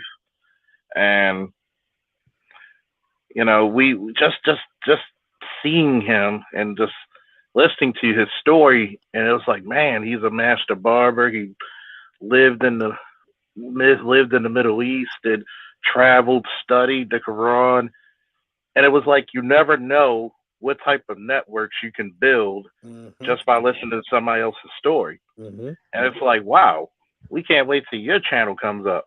Mm-hmm. And that's the part about the brotherhood that I think that we are missing. And a lot of People not times, really busting huh? down. I understand what you're saying. Like people might not be busting down like on really getting it off. Like for real. Even if it's not 100 subscribers, if it's just like 20 people, keep creating content. Like Oh yeah, for that's real. all it That is. 20 is going to be, times 20. You dig what I'm saying? And then that number going to be times 20.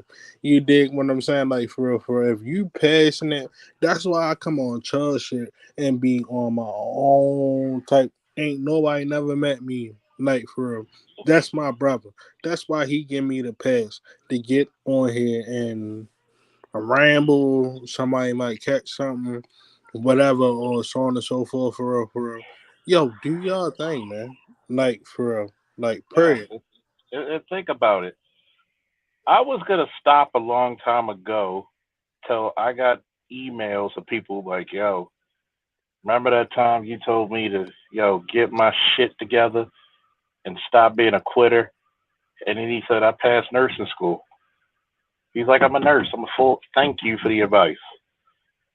One of the most heart feeling things about it is when AL was going through a situation, and I had to talk to this brother, and it touched me that, our brother's hurting. We got it. We shut down the show. God bless Leon. May he rest in peace, paradise, and No doubt. power. Yeah, You God know, bless. he reached out to some of his Mason brothers for him, and it was like we BGS called. Like I had a live stream or whatever, and I just, matter of fact, I ended it so him and BGS could have their time to talk. And what it is that, people think that we're over here just talking about women and all. No, it's a brotherhood. My brother, Mm-hmm. my champion, my savior. Mm-hmm. Think about it. Sometimes the people, we are, as black men, sometimes we all we got. Yeah, we need that shit. Like for real, for real. I identify. I agree. Like wholeheartedly. Like you're right. That's why I love your channel, though. See, like straight up. Like honestly, like I am in the mix when I ain't in the mix. I love your channel because it just gives other people the microphone to speak up and be honest about like how they feel. And if people gravitate to it, cool. If people don't gravitate to it, that's cool too. Like Yeah. but you There, put it out there in the atmosphere, so yeah, I mean, there are people like Rogish. Rogish had me die laughing. He said we may not always agree, even though most of the time we do, but at least you know your funk. He said you know your R&B and your funk, man. I can't hate on that. mm-hmm. And it's funny because this is one of the problems. Yep, you're right, Shattered. My brother, my champion, my savior. That's the motto. Because when I'm To down and say, out, go ahead, AM. this man, oh, this child, this man saved my life, man. So when he talks, y'all listen. I appreciate that. That touched my heart. And it's like it's funny because when we get down to brass tacks about shit, even when me and Mello were going back and forth with BMT's channel, at some part there was some she agreed. We started to agree more than we disagree. Because if you really give a fuck about the community, there's some fucking things we need to address first. Mm-hmm. Before we move one tank, we put one bullet in a fucking magazine. Mm-hmm. Before we send one soldier out, there's some shit that we got to address at home. Mm-hmm. Whether if it's with black women, whether if it was black men. And I'm like, look, I don't give a fuck how you feel. If you're not about your family and your community first, then fuck you. Out of here. I said for you, fuck out of here. Because we wasted too much time with. I don't give a fuck if you wear suits, Jordans, Adidas, wingtips. I don't give a fuck. Does the world still treat you like a black man? They're not gonna say, well, all the suit niggas, y'all good, but them niggas, no, they don't tell the difference. They don't know. They're indiscriminate. Mm-hmm. And see, this is the part when we look as either single men, dating men, or married men, and we notice this Western culture has infected the women and the men and damn near decimated the children. We're like, wait a minute, something don't add up. Something does not add up. And when we get up there and we have moments together to speak about this, think about it. Darn, shit, there's so much shit that you learned and you had to be diligent about when you went and you said, fuck a lawyer, I'll study these laws and get my child on my own. Mm-hmm. And did it. Mm-hmm. And did it. Mm-hmm. Mm-hmm. And did it. Lawyer, without a lawyer, you got your full custody of your child. But the dog is a dog. Like, a dog is a dog. If you're going to go get it, you're going to go get it. Period. Yeah. Yeah. You elaborated, you broke it down in words. Like, man, fuck that. Like, yo, we locked in. If don't nobody know about nothing about this podcast, like, we lock in. We be honest. And that's my thing of what I love about it. Like, for I threw some shit against the wall and it stuck. And bro gone, he gave his own thing, whatever, so on and so forth, for real. So if somebody else want to talk, if somebody else want to go ahead and talk your shit of how you feel, stop up. See, really give people the platform. Absolutely. Well, my channel title is Snowman in the Morning 50. I'll have to put it in the YouTube chat because my phone's acting stupid, but I just want to say thank you guys so much. It's gonna be a road. It's gonna be a road and a half to hoe for me to get back, but I plan to be back. No. What's your motherfucker? You haven't even left yet. Motherfucker, you haven't even left yet. You're gonna come back stronger. You're gonna come back bigger. You're gonna come back meaner. You're gonna come back funnier. You never been back. Don't call it a comeback, motherfucker. But go ahead, Dirk. Yeah, man. Like, see, was talking that LL Cool J. Look, bro, whoever just shouted out and that's one of my songs too. Shout your page, bro. Tell them what it's about. Like, for real, you get your page, but what's your page about? Make it intriguing. Right. I'll share a story with you guys. Mm-hmm. I am in an interracial marriage. Charles, as you know very well, and some, the guys that pop in regularly know very well. Mm-hmm. We get more institutionalized, back-ass-words, fucked up racism than any black couple I can point to. That sucks. I mean, we got it down at Duke University. And my wife made me realize it. because we at Duke, we were basically being told in November to prepare me for a casket. We come up here to Indiana and get hooked up with the right oncologist, Dr. Raganoff, praise be to God for him. And he said, let me reach out to some people.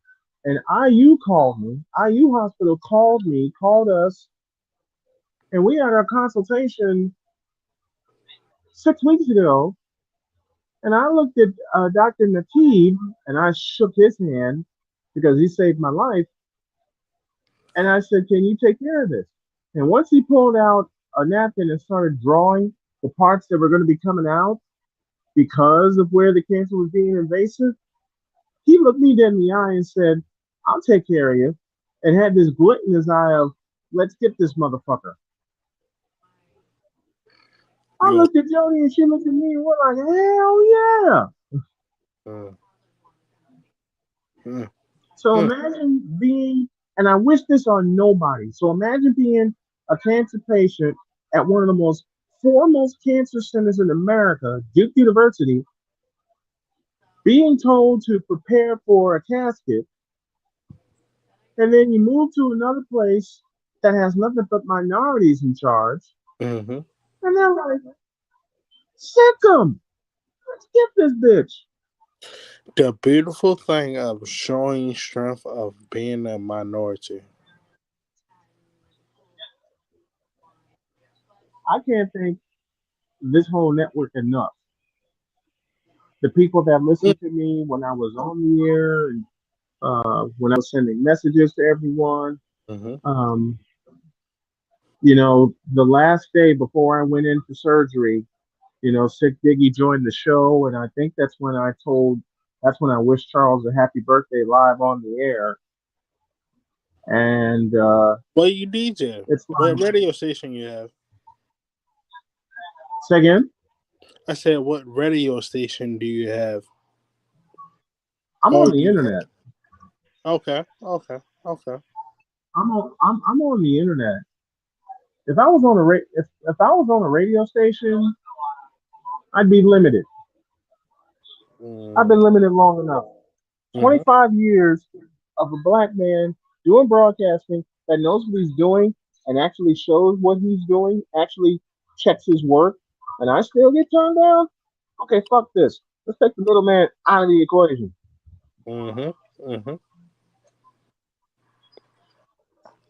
So that's what I'm doing. Keep doing your thing. Keep doing your thing. Keep doing what you do. I mean, Jody and I are going to start our own damn station. We're going to start our own damn radio station. Yeah. And blow the piss out of the competition. They fuck around and sign you. You dig we what want you. like, we want you. Everything. Well, we definitely want you. We got prayers from the Muslim community, the Christian community, the Messianic Jewish, the Orthodox Jewish, the Shinto, Buddhist, the Taoist. We got all the prayers of the world coming for you. Because remember, cancer didn't take you out, so you got a purpose. Yeah, for a reason. I want you to listen to me real quick, Snowman. Never forget your fucking purpose. Absolutely. Your purpose is something. No matter how low you are right now, no matter how low you are in health and in wealth, abundance is coming your way, and thank you, Roy, for the support. Abundance is going to come your way where you're going to thirst never again. You're never going to worry about another check, another house, nothing. The blessings that's coming for you, the blessings that's coming for you is going to be so abundant that you're going to think about this conversation now, and you're going to cry and be like, that motherfucker was right. Oh, I already know the day's going to come when I say that motherfucker called it. I already know that day's coming. And trust me, well, you got a good damn woman. You got a good damn woman that's Jody, who stuck by you through all this shit. And I'm going to tell you, Jody is your personal angel. Jody is. She is Jody your is. personal I'll share angel. that. I'll share that story. Um, 2018, I was living in Michigan City, Indiana. My birthday was coming up. I was feeling rotten physically. I didn't know what to do, and I was on the verge of giving up. And then Jody and I met on a dating site, and that first message I got from her was something special. And then September 1st, 2018, we had our first phone conversation, and I did it so crazy. I did it only a way a snowman could, to borrow from Ric Flair. I dialed her number, opened the phone, and put it in my headset while I was calling a game. And the moment I heard her giggle, I was a goner.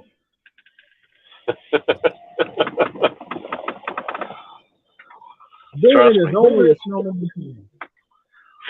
That's 100 though. If you being honest, that's the You see that? You see that right there, Snowman? Hey, Roy, put your email in there so he can connect with you. He said, Snowman, Oh am I cancer wow, nutritionist? See, what did I tell you? Boy, some wow. people some people call him God, some people call him Allah, some people call him Jesus, some people call him, you know, the one above all. But yeah, whatever you call him, he's working miracles right now. Think about that. He Out of is. nowhere. Out of He nowhere. is, man. Out of nowhere. mm. Out of Jesus, man. I tell you, man. Out of fucking For my nowhere. for my Muslim brothers, Allah Akbar. But man, whatever God you serve, man, is he great. I'll tell you. Think about that. Think about that. All the prayers from everybody, and we just have a little bit of people. And that popped out. And here's his email right here. All right, got it. And see, this is the I point. will. See, this is the shit that they never talk about the black manosphere for. Okay? This is the shit they never That's show. true. All they wanted to, they I could never keep knew women. you. And you're right. You're right. Extended clips is beautiful. This is like I hope people don't think that I'm some phony guy who don't walk it like I talk it. Okay? All right, okay, you're getting ahead of yourself, sir. No, I already know. I'm just saying a lot of people don't realize, like, look, And for the if people you in the don't, comments, we always talk shit to each of other. course, Yeah, right, yeah. You know what that's I'm what men supposed do. to do? That's what men do. But here it is, when a man's hurting and we got a way to help him, that's what we do. Mm-hmm. Got a squad And that can support. You got to. I'll put this in the chat You as know what well. manosphere is all about? You know what manosphere is all about? Yeah. Man, I don't even know what the manosphere is. Like, I just hopped on because my man, I'm You on know what? YouTube. I'll answer that. What's the manosphere? Exactly what we're doing right here. Okay. Exactly what we're doing right here. Joking around, having fun, talking serious subjects, and when a brother's hurting, like coming together. Mm-hmm. Mm-hmm. That's dope. That's fire. I always felt alone when it came down to that. Like, to be honest with you, even though I had a person like Charles or C, like for real, like just to identify, like I always felt alone. But I can physically touch Charles. I can physically touch C, and we can chop it up, like for real. Like, and I'm saying that like not on no jealous or whatever, but build your circle so you can get that shit out. Like, Yes. cause we gonna be the Brooklyn nigga that was bugging out that rented a U-Haul on CNN that was with the New York shit. You understand what I'm saying? Like, why? Like, how? Not how, I but can pick You on understand what I'm anybody in here. I can pick on anybody in here, and y'all know I mean it in fun. saying? But when it's time to come correct and time to come together, I know Mm-hmm. you guys and this chat will. Mm-hmm. Period.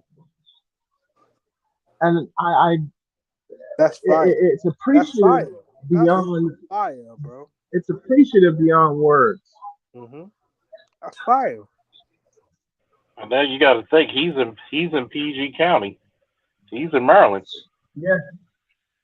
Yeah. So he's in not too far. Mm-hmm. I mean, you Is got the the old boy. Baltimore arena still up? Yep, Is the I'm gonna old tell you Baltimore what. arena still Huh? Is the old Baltimore arena still up? Of course. Unfortunately, no, don't say yeah. You got to sing unfortunately, bro. Like you got to sing unfortunately. Like they renamed it. It's the same They deal in the Yeah, answer. that's true. Like I stop. mean, That shit it's is the funny. Civic Center, bro. That shit It's is. funny, If you from Baltimore, that shit is the Civic Center. pretty I'm much. all right. Okay. Even though That we're shit gonna is the call it the Civic Center, Baltimore bro. Arena, Like even though you mostly hear people call it the everybody Baltimore. from Baltimore that like That's what I need to. us, That's what I like need to know. yo, But let me step out. Let me step out. shit, Civic Center, bro. Wife's in bed, and I don't want to disturb her. Yeah, you get your rest, Fellas, do man. me a We all favor. praying for you. We got you. We got the Do me- email sent out to you. Yeah, man, We're keep your gonna. head up. Keep your head We're up. gonna. Oh, we're gonna get this. I We're gonna make appreciate sure it. that Roy gets in touch with you. You know, he sent you the email. You got the email. And see, this is the part that that I love about this show, man, is that you never know where it takes you. Mm-hmm. You True. never know. This is the reason why I love it, because the networking, the prayers, the network. I mean, you couldn't get when they say prayer or special delivery. That was faster than email. Yeah, it was. That was fast. Jeez, Everybody man. on this call should pay $8.95. I'm just saying, it was quick. My email and my email and my PayPal are in the back chat. So I'm gonna listen to the rest of the show, and then I'm gonna pass out for the night. But you guys are beyond awesome. You Thank you. guys are it. Are what manhood is supposed to be about. And the guys that taught me, my dad and my granddad, God rest both their wonderful souls, kept that old school spirit within me. Oh yeah. And we're glad you're still here, man. That means you're a fighter, and you're not a quitter. I told you. When we hear you calling those big games, make sure you come down and meet the little people and call a couple of Ravens games for us too. Man, please, done. When I will Lamar make. goes, I you will call the first personally. down. I'm just saying. Like I'm I not will joking. personally make my way to M&T Bank Stadium, me and the wife, and Oh bring you yes, up in the booth. I would love that. I would love it, Done. and I tell you, Done. thank you for everybody's prayers. Thank you for everybody's support. You know, we're gonna try to make sure our brother is good. You know, he had a successful surgery. He's still healing up. But we got you. Trust me. This is the part where, see, this is how we hold each other accountable, because we are our brother's champions. We are I our don't know. brother's saviors. I don't know what's going on, but my prayers are with you, brother. I Hey, mean, Harvey. trust me. I appreciate you guys so very much. It's gonna, like I said, it's gonna be a road and a half to hold it, get all the way back. And there's an opportunity knocking for me with University of North Carolina, Greensboro. But I'll be goddamned if I don't miss that. Oh, Guess you what, got bro? First this. thing I You have to know how to do stand is get my strong. health together and to You know You how heal. to got stand this. strong. I gotta heal, and I gotta get my shit together health wise. Mm-hmm. Because But that's the guess first what? thing my wife said to me. You know what? It's trust me. That divine strength is coming soon, man. That divine strength. You're gonna feel. Trust me. Take care of yourself, and I promise you this. And I'm gonna make another prediction. You're gonna feel strength like never before. Mm-hmm. Just keep taking care of yourself. Whatever Roy got for you, Whatever treatment he can do for you, we got you. But you also got to realize life and to piggyback off of C. And this is just where I'm coming from. Like what Charles talking about, Officer Fuck, he's absolutely right. Do what you gotta do, brother, to get back to strength, but don't let that world fuck you up. You Uh understand huh. what I'm saying? Like for real, Yeah, brother, Exactly. because the world can get to you. The world can get to you, and I'm talking riddles. I know myself, right? But staying strong, and you'll be okay. You will be okay. You will I'm be gonna be okay. great. I'm gonna be great. And now so you're will gonna you guys. stop And and profile. profile. Oh man, see, this is what the hell. This is the D'Angelo. essence. Style Oh and yeah, you tell profile. DB. And never be You know what I seen. always tell you before you leave, so man. Give the missus a kiss and tell her the champ said hello. Yeah, Done. man. Yeah, you got East Done. Baltimore. That's Charles. Do you not never get these people that's East Baltimore all the way? Oh yeah. Like, Mm-hmm. come on, baby. Go ahead and give it to I, him. Go ahead and give it to him. Come on, man. Like it is, dummy.